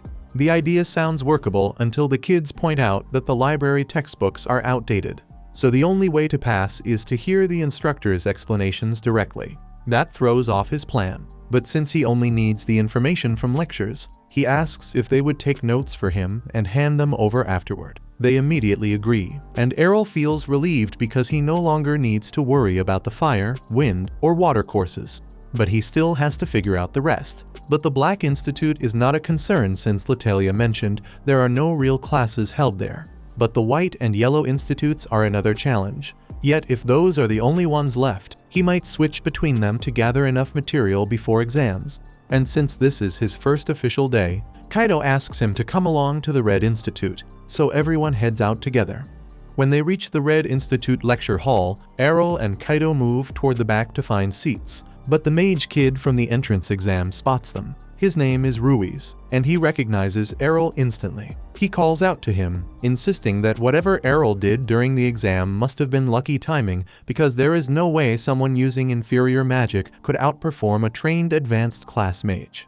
Errol looks at him puzzled and says he is not a spellcaster. Ruiz is stunned and assumes that means Errol is an advanced class mage himself, which would explain how he managed to cast such powerful magic. But Errol calmly says he is not a mage to begin with. That leaves Ruiz completely thrown off, because if Errol is neither a spellcaster nor an advanced mage, then that would imply he is a supreme class archmage. But Errol tells him that is not the case. Ruiz starts thinking Errol is just messing with him, and when the teacher finally enters the hall to start the lecture, Ruiz asks the instructor to confirm exactly what Errol's class is. The teacher looks over his class roster and, after finding Errol's name, tells Ruiz that Errol is classless, and Errol quietly confirms it. Ruiz is left stunned because he cannot believe the one who surpassed him in the exam has no class at all. But Kaido tells him he will get used to the strange things Errol manages to pull off. Then the teacher announces that it is time to begin, asks everyone to sit down, and tells them to open their textbooks because today they will study the finer points of Magiscript. Kaido struggles to keep up with the complicated Magiscripts the teacher writes on the board, while Errol finds it simple since his dad already taught him all about Magiscript in detail. But he still wonders why the teacher is even holding a lesson on this, since he always thought anyone with a magic class already had the needed Magiscript information placed in their mind automatically, almost as if he can sense what Errol is thinking. The teacher turns to the room and explains that many of them can already cast spells through their skills, but it is still important to understand the basics of the Magiscript behind each spell, since that knowledge lets them sharpen a spell's efficiency. And if someone advances far enough, they can even adjust the internal parameters of a spell in order to produce a different effect. When Errol hears that, he realizes this is exactly what he did during the entrance exam, and he never realized it counted as something advanced because his father treated that kind of adjustment as a casual thing he did all the time. After that first lecture, Errol spends half the day checking out classes at the other institutes, but none of them really have anything new to offer him. The Green Institute's lesson for the day is different, since it covers flight magic, and that actually interests Errol because he has never used it before. Colette is surprised that he still cannot fly, even when he is capable of using very advanced magic. But there is a whole story behind that. He tried asking his dad to teach him to fly a couple of times, but Leon is absolutely terrified of heights, so he refused to use any magic that involved taking to the sky. When it is time for the flight lesson to begin, the instructor tells everyone to spread out and imagine themselves riding a rising current of air to lift their bodies upward. With that image in mind, it should be easy to take off as long as they already possess a flight skill to handle most of the spellcasting work. In Errol's case, he has to perform every part of the process manually, so the instructor's advice is almost useless to him. He looks over at Colette and sees that she has no trouble following the explanation and getting herself into the air. But staying balanced up there requires a lot of practice, so she ends up dropping back down soon after, even if she is sure she will master it eventually. Errol still needs to figure out how to lift himself into the air in the first place, and since everyone else is picturing an updraft pushing them upward, he wonders if creating that airflow on his own with a small tornado at his feet could work for him too. He gives it a shot, but the moment he triggers the spell, he gets blasted hundreds of meters into the sky before slamming back into the ground hard enough to rattle the field around him. Colette hurries over to check on him, and he tells her he's alright, adding that he really needs to tone down the tornado output next time. Right then, another student swoops over to show off how smooth his flight control is. Errol and Colette both watch him glide around the field, genuinely impressed by how polished his technique looks.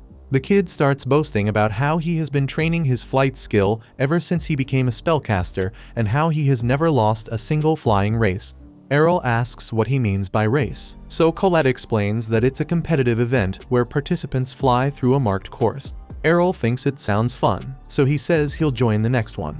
But the kid tells him he can't participate unless he actually knows how to fly. Errol says he will train until he figures it out, but the kid points out that the next race is in 2 months, and while floating is simple enough, proper flying takes at least 6 months of non-stop practice, so by his logic, Errol stands no chance. He isn't trying to mock him, but from his perspective, it's impossible to master flight that fast, so he suggests Errol aim for next year's race instead. He flies off, and Colette asks if Errol will wait after all, but he says 2 months is more than enough time for him to learn. A few weeks later, Colette, Kufa, and Kaido are back at school after dark, and Kaido keeps asking why they dragged him here. Colette explains that she forgot something and needed to pick it up, but she was too scared to come alone. Kaido gets that much, but he still doesn't understand why she needed him specifically when Kufa is already with her. Colette says it was actually Kufa who insisted he come along, and Kufa awkwardly admits that she thought having Kaido there would make things safer, especially with all the recent rumors. Kaido asks what rumor she means, so Kufa tells him that people have been seeing a ghost wandering around the school every night for weeks. The second he hears that, he starts panicking because he is terrified of ghosts. Kufa thinks his reaction is hilarious, so she starts teasing him for being scared. But Kaido fires back that Kufa has been hiding behind Colette this whole time, so she's just as frightened as he is. They start bickering, and Colette tries to calm them down, but suddenly, the two of them freeze and point at the window behind her in fear because something is heading straight toward them. Before Colette can respond, the figure slips through the window and clamps a hand over her mouth. Kaido instantly raises his wand and warns that he will turn it to ash if it does not release her. A familiar voice then tells him to lower his tone before anyone nearby hears them, and once the hood comes off, they all realize the intruder is Errol. They ask why he is wandering around the school at this hour, and Errol explains that he has been showing up here night after night to work on his flight training for the upcoming race. They are impressed by how committed he is. Yet Kaido still asks if training non-stop like that is not draining him. Errol appreciates the worry and says he always makes sure he gets enough rest during the day. Before they arrived, he had even been taking a nap outside. The others struggle to believe what they are hearing, so they ask if that means he was using flight magic while asleep. Errol confirms it, saying the method helps him steady the spell until it feels automatic and also expands his mana pool, so it works well as training. Kaido is stunned by Errol's dedication. He knows he will not reach that standard, yet he still decides he will start pushing himself harder, and the others choose to follow that plan as well. The next morning, Errol sits in class beside Kaido. While the teacher writes a spell pattern on the board, Errol notices something off and points it out. The teacher checks the notes, sees that Errol is correct, and fixes the error, while Kaido quietly admires how fast Errol caught the mistake. Errol explains that he has memorized every single spell in the textbook since he does not get automatic spell knowledge the way the others do. But Kaido cannot imagine memorizing even one properly, so he asks how Errol managed it. Errol tells him he simplified several spell structures so they would be easier to recall and activate. The instructor finds that concept interesting and asks Errol to come forward and write one of his simplified versions on the board. Errol steps up and writes it out with confidence, and after inspecting the layout, the teacher confirms the spell will function. But he also notes that Errol removed every safeguard, meaning a slip would cause an explosion. Errol already knows that risk, but says he can handle a blast or two, so he did not bother adding protections. Even with that recklessness, the instructor can tell Errol already understands Magiscript inside out, so he asks if Errol wants to take the promotion exam for 2nd grade. Errol agrees, and right then Ruiz raises his hand to join as well. The teacher sees no issue with that, so they all head toward the testing area together. The exam rules are straightforward. A monster will be released onto the track, and both Errol and Ruiz must bring it down before it reaches them if they want to pass. It sounds simple enough, so Ruiz steps up first and drops into the arena. A Minotaur charges out the moment the gate opens, sprinting straight toward him. He fires an eruption spell at the beast, only for it to miss completely. Errol notes that Ruiz's spell power has grown a lot since the entrance exam, and the instructor agrees, saying the improvement comes from his non-stop training. But strength means nothing if you cannot land a hit. Ruiz keeps launching eruption spells as the Minotaur closes in, yet his aim is still terrible. The creature gets right up to him and is ready to strike, but it disappears at the last moment. The teacher explains that Ruiz was never in real danger because the safety system prevents monsters from harming students, though he hopes the test gave him a clear picture of his current level. Ruiz hates admitting defeat, but he knows he is still far from passing. The instructor reassures him that most students take 2 full years before they can clear this exam. Then it is Errol's turn, so he steps onto the track, and the teacher releases the next monster. This one is noticeably larger and more menacing than the one Ruiz faced. Right then, another instructor rushes over to warn Braza that a mistake occurred and that a superior Minotaur accidentally got mixed in with the standard ones prepared for testing. Braza immediately realizes this could turn dangerous since a superior Minotaur might overpower the safety barrier. He urges Errol to step back, but Errol stays calm and says he has it handled. He forms 2 fire javelins and hurls them forward. Yet the superior Minotaur easily leaps over the direct attack. Errol already accounted for that. He redirects the javelins midair, curving them back to hit the monster from behind. The opening gives him just enough time to unleash his modified eruption spell and burn the creature to ashes. That clears the promotion exam for Errol. Later that day, Kaido is excitedly telling everyone how incredible Errol was during the test. But Kyufa notices something off about his tone. She asks what is bothering him, and Errol explains that he was only allowed to take the promotion exam early because the teacher personally recommended him. The issue is that the promotion he earned applies only to the Red Institute, so he still needs to figure out how to convince instructors from the remaining schools to approve the same advancement. The next day, Errol moves fast and catches up to the blue class instructor, asking her to let him take a promotion exam so he can advance to the next grade. The teacher is not convinced by his abilities and explains that these exams are held only once a year, and when that time comes, he is free to apply and test himself. Errol refuses to let her walk away and says he knows about the recommendation rule, and if she approves him, he can take an exam right now. The blue teacher admits that the rule exists, but says they use it only for extremely gifted students who stand out as 1 in a million.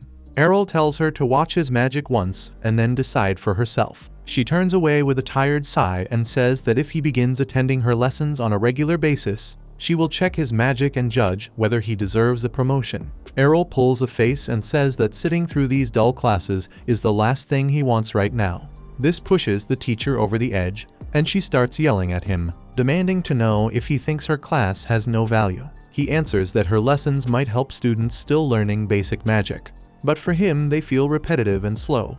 The instructor's face turns bright red as she gets even more irritated and tells Errol that she will be the one to decide whether his magic is basic or not. The instructor then leads Errol to the arena while Colette watches from above, wondering why Errol would provoke Hengel, the blue school teacher, when she is only a single step away from becoming an archmage, which is considered a supreme rank among mages. Errol doesn't worry at all and starts a normal warm-up in the middle of the arena, but the scene is enough to make Speed let out a bark while watching him. Hengel lays out the rules, saying that no physical attacks are allowed, and if he wins the mock battle, she will let him take the promotion exam. Errol simply nods and says he is confident he can win. This only winds the instructor up further as she thinks about how bold he is while facing someone who is almost at arch level, so she decides to settle everything right here. And the moment the fight begins, she unleashes a fierce ice storm that swirls into a freezing vortex around Errol. The air is so cold that even Kufa, sitting up in the stands, finds it hard to breathe without choking. She silently hopes Errol gets through it, but when the storm fades, she sees that he has been frozen solid in the center of the arena. Hengel gives a smug smile and remarks that Errol talks tough but fails to back it up. She then glances toward Kufa and tells her that whenever she ends up in a mock battle, she should begin with a solid strike to catch her opponent off guard and finish the match as early as possible, before she gets the chance to bask in her supposed victory. The ice shell around Errol starts cracking as he punches straight through it. Hengel quickly notices that Errol moved fast enough with his chanting to build layered ice shields around himself, softening the worst impact of her attack. She acknowledges that his reaction speed is impressive, but insists it will not be enough for him to win.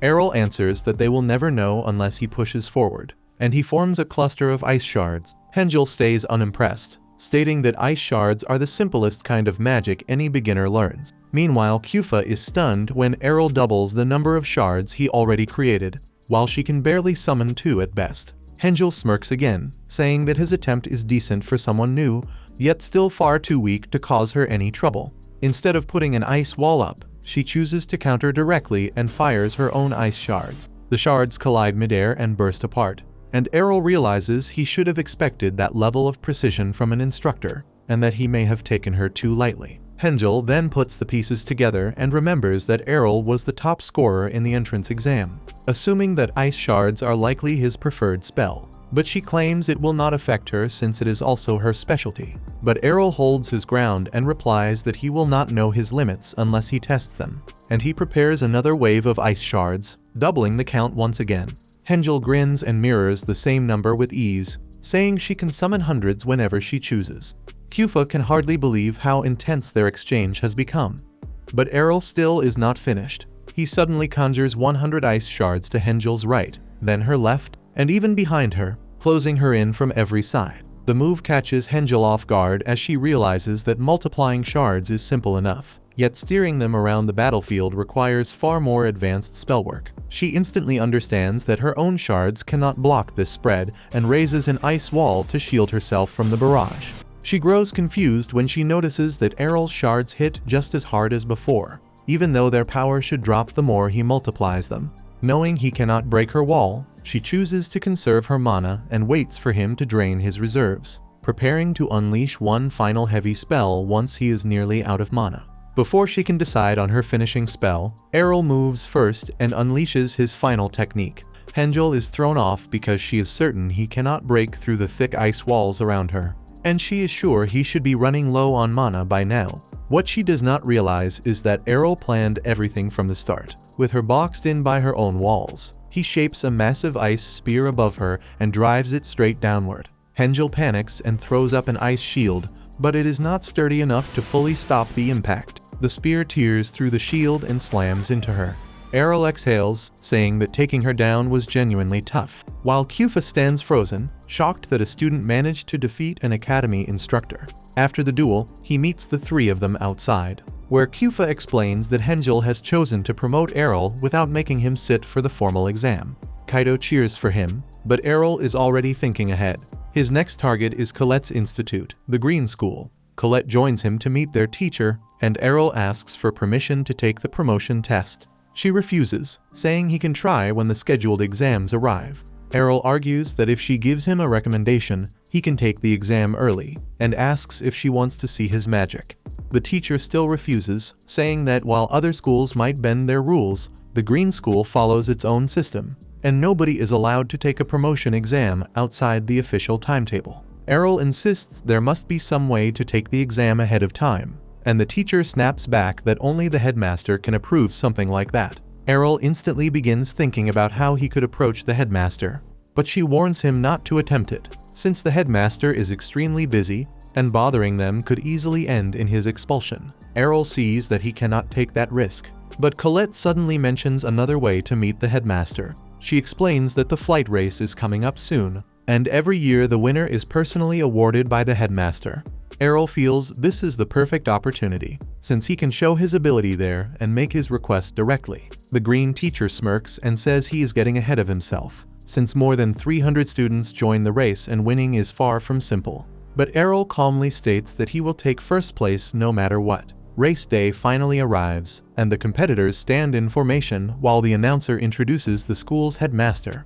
The headmaster greets the participants and reminds them to keep the race clean and avoid getting hurt. Before the event can begin, the green-haired kid from earlier steps in front of Errol and asks if he showed up just to embarrass himself. But Errol does not even recognize who he is.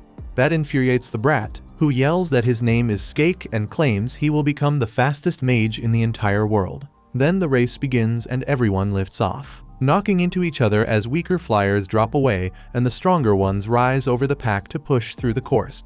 One flyer blasts forward at incredible speed without any control and ends up smashing into the wall, earning an instant disqualification. 15 racers take the lead, most of them upper-class students wearing senior badges. One professor notices two unfamiliar faces among the front group, and both come from the first year, Errol and Skake. Skake cannot believe that Errol is holding pace, but Errol calmly says that everyone is still moving slow at this point. Skake does not get what he means until Errol explains that the race is long, and going at maximum speed from the beginning will drain them before reaching the finish. They stay steady until they reach the first technical section, where the racers must slip through a tight gatehouse and immediately swing into a sharp left turn. Some flyers rush through but fail the turn and crash into the water.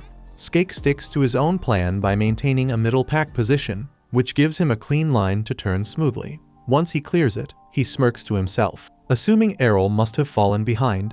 Instead, Errol is still flying beside him. Before long, the lead flyer Dione, who has dominated the previous 4 races, starts pulling ahead again.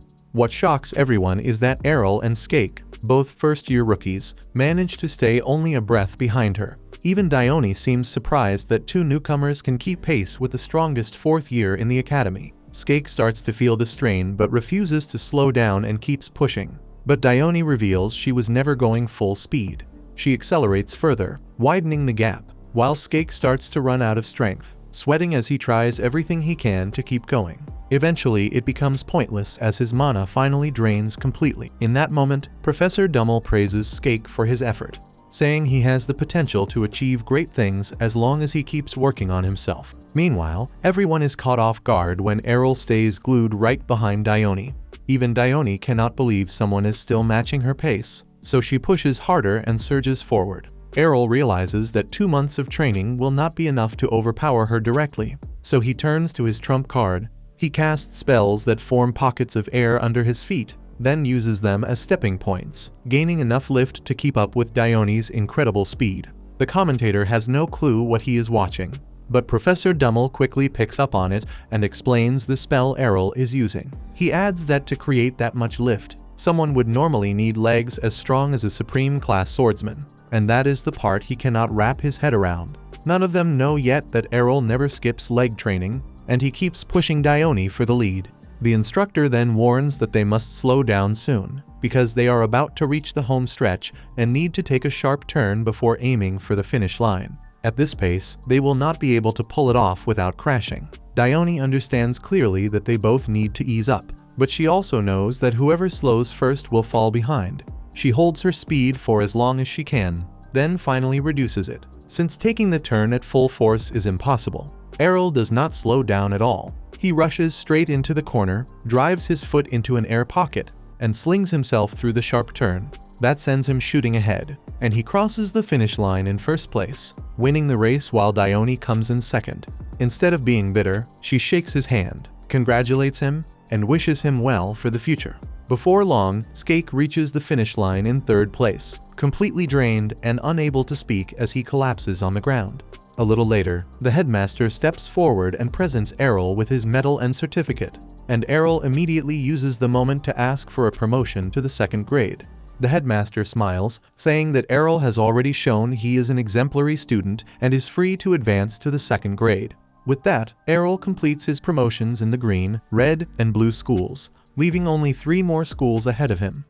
Several days later, Errol heads over to the yellow school and talks to one of the teachers, hoping she can move him up to the next class. She tells him the only way to speed up a promotion is by proving his skill with a useful item for the school showcase. The problem is that Errol never signed up, and every spot is taken, so he'll have to wait a few months until the next one. That slowdown frustrates him, and he tries convincing her to bend the rules, but she keeps turning him down. He even mentions that he came up with a new kind of golem as he tries to get her attention. Yet she still refuses to give him any special treatment. At that point, another instructor named Rogwell becomes curious about this talk of a golem. He tells Errol that if the golem is truly something unique, he'll take him in as a research assistant and secure him a place in the showcase. The offer sounds almost unreal to Errol, but he still agrees. Then he notices the teacher behind him looking regretful, which throws him off for a moment. She explains that Rogwell might get him into the showcase, but his standards are unbelievably strict because the man is a complete golem fanatic, and working under him is never easy. Errol doesn't see the problem at first, so she explains that Rogwell builds combat golems and uses them to crush weaker students during his showcases. That detail catches Errol off guard as he realizes Rogwell plans to push him into the arena as a living test subject. She quietly suggests helping him back out of the offer, but he's not bothered since he trusts his own fighting skills. Several days later, the showcase finally opens, and every teacher displays their creations for the crowd. Before long, Rogwell walks into the arena and declares that he's ready to demonstrate his golems. The moment he shows up, the spectators start murmuring about how he's about to torment another unfortunate participant. After Rogwell has already summoned his earth golems, he tells Errol to bring out his own. Errol gives a steady nod and calls forth his golem Alpha. As Alpha steps forward, Rogwell is taken aback when he notices the entire body is forged from pure metal. The kids look on, impressed by how inventive Errol turned out to be, while Rogwell assumes the metal shell is far too heavy to control with earth magic. Believing someone might be hiding inside that armored frame, he detaches the head to check, only to find the interior completely hollow. Once he holds the helmet in his hands, Rogwell figures out that Errol crafted the golem from a lightweight custom alloy. When Rogwell assumes the light metal makes Errol's golem fragile, he orders his earth golems to strike. As one of them rushes in, Alpha shifts into a fighting stance. The moment the charging golem swings its fist, Alpha stops it cold, and the impact snaps the golem's arm clean off. Watching his strongest asset crumble so easily, Rogwell finally stops looking down on Errol's work. After his golem regenerates the damaged arm, he instructs the others to reinforce their bodies. With that boost and all the incoming swings, Rogwell is convinced Alpha can't handle every attack with only 2 arms. Yet Errol simply summons a set of swords for Alpha, letting it settle into a steady sword stance. Rogwell believes that choice puts Alpha at a disadvantage and sends his golems forward to finish it. But Alpha ends up breaking through every one of the rushing golems with a single sword slash, leaving him speechless. Errol assumes it was nothing more than a basic cut, while Rogwell tells him that pulling off an advanced sword technique like that should be impossible for a golem. Errol explains that even though ordinary golems can't wield swords, he built Alpha using a special lightweight metal and flexible joints that cut down its mana usage and give it far better movement. As Errol wraps up his explanation, Rogwell starts to grasp the logic behind his work, even if it still feels unreal that Errol actually managed to pull it off. Errol then asks if this research qualifies him for the promotional exam, and Rogwell tells him that assistants aren't allowed to take it. Even so, he adds that he can persuade the headmaster to promote him as long as Errol joins his golem laboratory, and Errol agrees without a second thought. After earning the promotion at the yellow school, Errol heads straight to the White Institute for another advancement exam, where he greets Instructor Keed. He notices her eyes remain closed, so he asks if she's alright. Keed calmly explains that she's naturally blind, but can sense the magical flow inside objects and people. When she focuses on Errol, she ends up seeing countless bottomless currents of magic packed inside him. The sheer amount overwhelms her, and Keed wonders if he's truly fine, so he reassures her that nothing's wrong. Once she steadies herself, she sets the strange discovery aside and guides him to the trial slate. As they step into the dim cave, Keed explains that the place once held the remains of fallen warriors, yet their bones started moving on their own after a heavy surge of mana flooded the area. To get a better look around, Errol casts a light spell, and Keed warns him that the undead tend to move toward it. Not long after, skeletal undead rush toward him, and Errol wipes them out in an instant with a holy ray before heading deeper inside. Keed ends up hurrying after him, and when he asks if the exam continues farther down the cave, she tells him he has already cleared it since the only requirement was to defeat some of the undead. Even with her concern that he might drain his mana on the way back, Errol reassures her that he hasn't even burned through a single % of it. Right then, a stronger undead lunges at them from behind, and Errol knocks it back with another holy ray. Keed grows cautious when she senses how powerful this skeleton is. While the undead begins introducing himself, Errol keeps blasting him with more holy rays before the creature can even finish saying his own name. As the undead tries to speak again, Errol fires off a stronger Holy Cross spell that burns the skeleton down to ash. Feeling the strength behind that technique, Keed tells Errol he just brought down an undead wight, which counts as a high-ranked undead. She's amazed that he can even use Holy Cross since only advanced exorcists are supposed to handle it. Errol sees the technique as nothing more than a slightly stronger version of Holy Light, and that leaves her completely stunned. Later on, Errol heads to the Black School. While he studies a few books, Latalia suddenly sneaks up on him, and he reacts by knocking her head off in reflex. As she rushes to grab it, Errol feels let down when he realizes the Black School doesn't offer any promotional exams at all. Lesha says they used to have one in the past, but the whole system collapsed. While she complains about how empty the school has become, Errol starts noticing how quiet the building really is. He then asks her about the door behind the reading room, since the space on the other side looks completely unused. Latalia explains that the room is actually a testing lab where members can try out black magic. Other schools can perform their spells outdoors, but black magic has to stay indoors because it shortens people's lifespans. With an empty room sitting there, Errol decides to use it as a demolition arena to test advanced spells. Later, he opens a book inside the empty room and realizes it feels strangely unfamiliar. As Errol opens it, the book bursts with a bright glow that blinds his eyes. Once the light fades, the pages turn completely blank. Errol realizes the book's magic has slipped into the air, so he starts searching for its source because the aura feels sinister. He soon spots a man floating above the ground, thanking him for setting him free. When Errol asks if he's a demon, the man confirms it. The demon explains that Errol is the first person in years to even touch the book that kept him sealed, and as a gesture of gratitude, he offers to give Errol a gift. Errol tells him he isn't interested, and the demon answers with a menacing smirk. He says he needs a living sacrifice to return to the demon realm and lunges forward to attack. Errol stops the strike with ease and swings his wand to retaliate, but when he tries to cast an explosion spell, nothing happens. The demon then reveals that he trapped Errol inside a magic ceiling barrier to block his spells.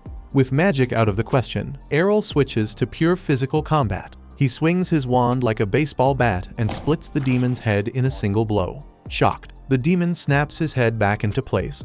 He assumes Errol is some kind of magic swordsman, but Errol tells him he's actually classless and starts hammering him non-stop. As the demon takes hit after hit, he insists that physical attacks won't work, yet Errol keeps tearing into him, unleashing countless slashes that leave the demon overwhelmed. Surprised that the creature is still holding on, Errol keeps the pressure going. Before long, the demon is forced to shrink its body to save mana until Errol drives it down to the size of a rat. As the demon finally gives up and begs him to stop, Errol agrees to let it go. The demon looks thrilled for a second, and that's when Errol stamps a strange seal on its stomach, telling it that he has turned it into his slave. The demon tries to resist, but its whole body bursts into flames, and Errol explains that it will feel unbearable pain anytime it even thinks about rebelling. Right then, Latalia walks in to see what caused all the noise and jumps back the moment she notices the demon. But Errol calmly tells her she's safe since he already turned it into his familiar. Soon after that, Errol steps outside to meet the kids, and they start congratulating him on all the promotions he earned. They also mess around with his demon pet, Maddie, and Errol just lets them tease him all they want. After that, he tells Maddie to go buy some lunch, and the demon leaves after getting burned yet again. While heading toward the cafeteria, Maddie quietly swears he'll break out of Errol's contract one day and make him pay. 6 months later, all 6 school headmasters gather for a joint meeting.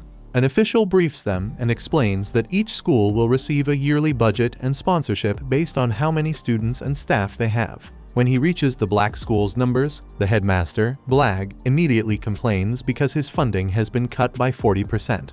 The official reminds him that the black school's contributions fall far behind the rest, so receiving fewer resources is only natural. While Blag grows frustrated that he can no longer support his research, Redora, the red school's headmaster, mocks him for wasting time on what she calls childish, evil spells.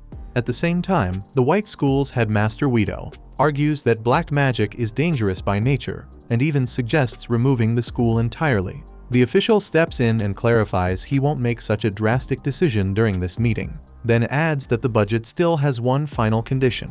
He reveals that every school can earn additional funds if they perform well in the upcoming 6 school magic contests.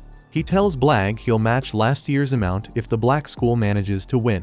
Blag grows furious at the offer and realizes they're trying to push his school toward collapse. Back with the group, Errol starts thinking about what the upcoming Mage Lord Festival might be like. The kids explain that it's the biggest celebration in the city, and the highlight is always the 6 school magic competition. When Kaido asks if Errol plans on taking part, he tells them he'll be fighting in the rookie division. The kids get curious about his abilities and begin arguing over which type of magic he should use. Yet Errol lets them know he doesn't plan on sticking to a single school of magic. Maddie then asks which school he's going to represent, and Errol says the headmaster called him in for a meeting the next morning, so he'll probably hear the decision then. Over in another part of the city that night, Blag draws a strange magic circle on the ground while muttering about proving the true strength of black magic. As he summons the strongest creature from the demon realm, a shapeless mass of twisting flesh emerges from the circle. It wastes no time and instantly consumes Blag, catching him completely off guard. The next morning, the twisted living blob starts crawling forward as it consumes every monster Blag had collected for his experiments.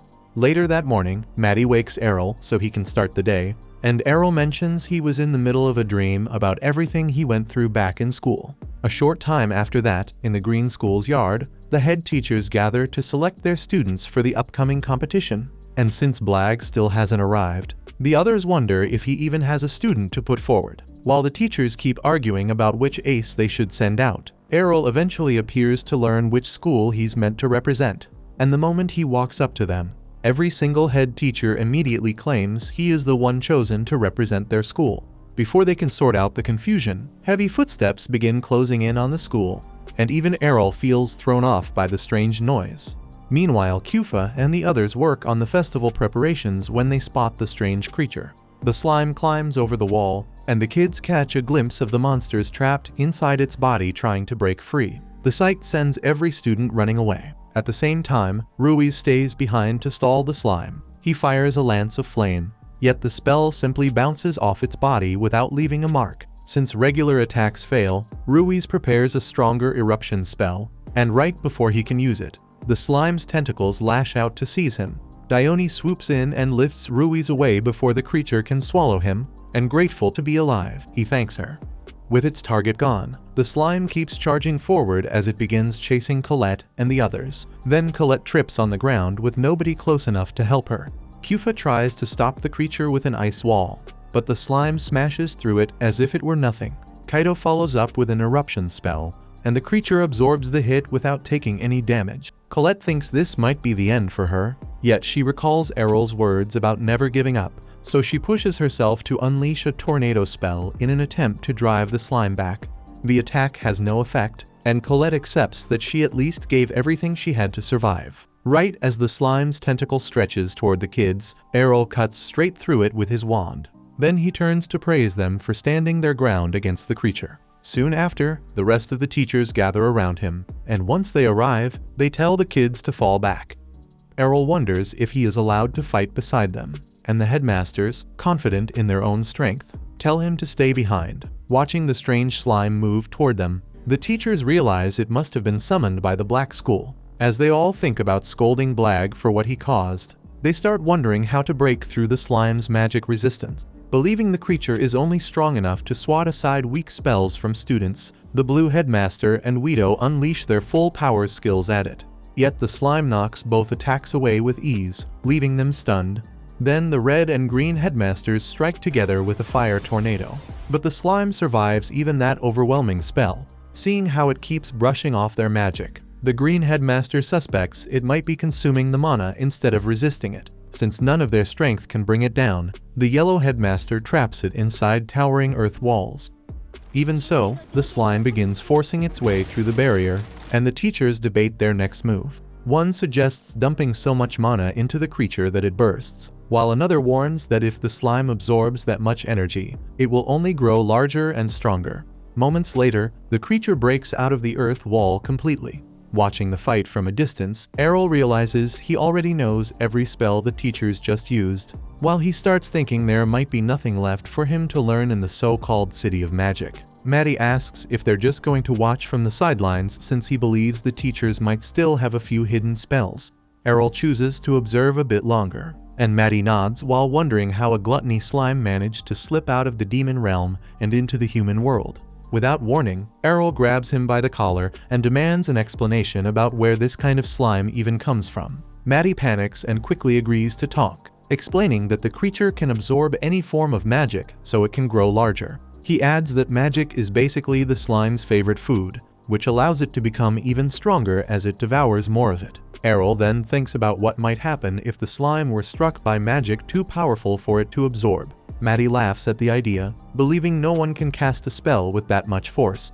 He also tells Errol that physical attacks and weapons get swallowed the moment they touch the slime's body. Yet Errol still feels he has a way to defeat it. He drops back to the ground and summons a sword to fight. Maddie doesn't understand why he is relying on a physical weapon when he is a magician, so Errol reminds him that he can wield a sword just fine. Feeling insulted after remembering he once got beaten by a magic wand, Maddie grumbles, while Errol tells him to help out in the fight against the slime. Nearby, the slime keeps pushing toward the city while the teachers start fearing their hometown might be in danger. The Green Headmaster suggests evacuating everyone, but Errol suddenly drops from the sky at incredible speed and heads straight for the creature. He unleashes a sword technique called Dragon Fang Slash, and a lightning dragon takes shape and tears into the slime as all the students watch the battle from a distance.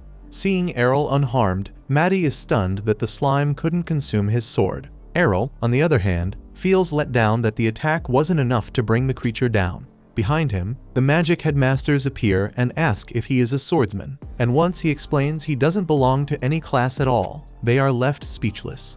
Errol then tells the teachers to retreat since the slime will only absorb their spells, and when they hear it feeds on magic, the Green Headmaster realizes it must be heading toward their school's main building where the students are gathered. As the teachers think about helping him, Errol tells them to stay back because they would just get in his way. They still worry about leaving such a threat to a kid, but Errol reassures them he can handle it. At last, the teachers pull away and head back to the students. Back on the ground, the slime starts healing from the damage caused by Errol's attack. Maddie grins smugly, feeling proud that Errol couldn't bring down a creature from the demon realm. Errol threatens to toss him into the slime if he doesn't behave. Wanting to scare him a little, Errol dangles Maddie in front of the creature. Yet the slime actually pulls back. Errol assumes it's because Maddie tastes awful, while Maddie believes the slime is simply afraid to face both of them together. Since Errol refuses to let the giant blob wander around frightening everyone, he traps it with an earth wall spell. He flies closer to the barrier and summons several golems. Once the 4 golems surround the creature, Errol unleashes a boosted infinite break attack alongside them. Their combined strike tears through the slime, and the students cheer for Errol to finish the monster. Watching him blend heavy sword techniques with magic, the teachers start wondering if someone without a class can really perform feats like these. At the same time, Errol's golems collapse under the strain of using such powerful attacks. The slime still manages to begin regenerating, and Maddie immediately starts taunting Errol for falling short.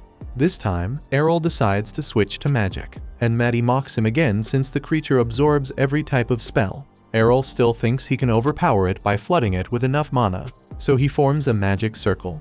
Watching the red circle take shape, Maddie assumes Errol is using simple fire magic and waits for him to fail. Errol tells him it isn't just red magic and then summons 5 more circles, each carrying a different element. Maddie freezes in shock, unable to understand how Errol can control 6 elements at the same time. Errol then goes even further and fuses every magic circle into a single one. A memory surfaces, showing his father warning him never to use those unstable circles unless he found himself facing a life or death crisis. Errol once asked Leon why the spell was so dangerous, and Leon explained that these circles pull together a massive amount of mana to produce a continuous chain of attacks. Because the combination demands absolute precision, losing control for even a moment triggers a devastating explosion that would wipe out everything nearby. Errol knows he is risking that catastrophe, yet he has no other option against a slime that refuses to die. As he works to finish the circle, he feels the strain of keeping 6 powerful magic circles under control at once. Soon, the slime's tentacles edge closer, and Maddie waits for Errol to collapse under the pressure. A sudden surge of light flows into Errol, and he looks back to see the students and teachers from the magic schools offering their mana to steady his circle. With their help, Errol finally completes the elimination spell and wipes the black slime from existence. Maddie stares in disbelief, struggling to process that Errol actually beat the creature. A moment later, Errol grabs him and calls back to the arrogant comments he made only minutes earlier. Maddie instantly switches his expression, pretending he was just joking the whole time. After giving Maddie a well-deserved punishment, Errol descends toward the crater where the slime once stood. He feels drained after unleashing all that magic, and the headmasters hurry over to him, fully aware that the elimination spell he used is a legendary technique reserved for a mage lord. The teachers start wondering how Errol could cast something of that level. They question how someone his age managed to reach such strength, and the yellow headmaster brings up the fact that none of them even know the proper path to becoming a magord. Errol tells them he is still classless and only learned the elimination magic from his father, who happens to be a mage lord. The teachers freeze in shock and begin wondering who Errol's father could be, soon realizing he might be the son of the renowned Leon. Errol nods, surprised they even recognize his dad. The Red School headmaster explains that Leon was once his classmate, which meant he always ended up in second place behind him. Everyone expected Leon to eventually take the position of their headmaster, yet he vanished without leaving anything behind. Then the Blue School's headmaster remembers having a gifted junior like Leon, who also disappeared without warning.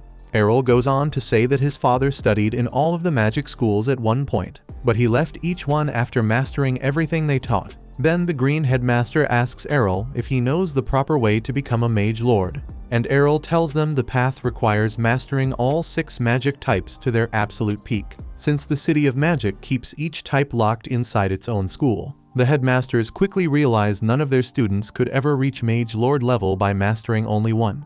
As it hits them that they still need the Black School to reach the true height of magic, Errol vanishes from their sight. Nearby, he finds a tiny slime among the broken rubble, somehow surviving his devastating attack. Maddie suggests getting rid of the dangerous creature, but Errol chooses to take it in as a familiar. The next day in his room, he manages to tame the black slime and decides to name it Wob Wob. As Wob Wob moves around cleaning Errol's trash like a little vacuum, Maddie grows irritated that it has already become a servant. He wonders why Wob Wob bonded with Errol despite being hurt so many times, and Errol reminds him that slimes can't feel pain, so Wob Wob probably took their entire fight as nothing more than a playful match and doesn't mind becoming his familiar. Suddenly, Kaido and the girls burst into the room, terrified that Errol plans to leave their city. Errol wonders where they even heard that, and the kids explain they learned it from their teachers. They beg him to stay until graduation, but he tells them there's nothing left for him to learn here. Seeing how ready he is to leave without hesitation, the kids think he is being too cold toward them. He then offers to return to the Magic City from time to time to be with them. So the kids ask what he intends to do once he leaves, and he says he will head home first, and after that make his way to the City of Monsters. Kaido can't hide how startled he is as he asks why Errol plans to head toward the gathering point of all the world's monsters.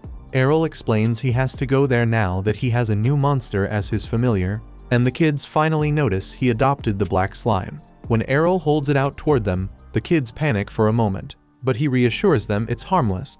Colette thinks Wob Wob looks just like the gluttony slime that wrecked their city, and Errol brushes it off as nothing more than a similar color. Once they accept that the little slime is safe, the kids begin petting it. Elsewhere, an official scolds all the headmasters for allowing someone as gifted as Errol to walk out of their city. They remind him that even if they tried to keep Errol there, he would just crush them and leave anyway. Right then, Blag appears and tells them they can create a new mage lord using the information Errol provided. Everyone freezes in shock when they see him materialize out of nowhere.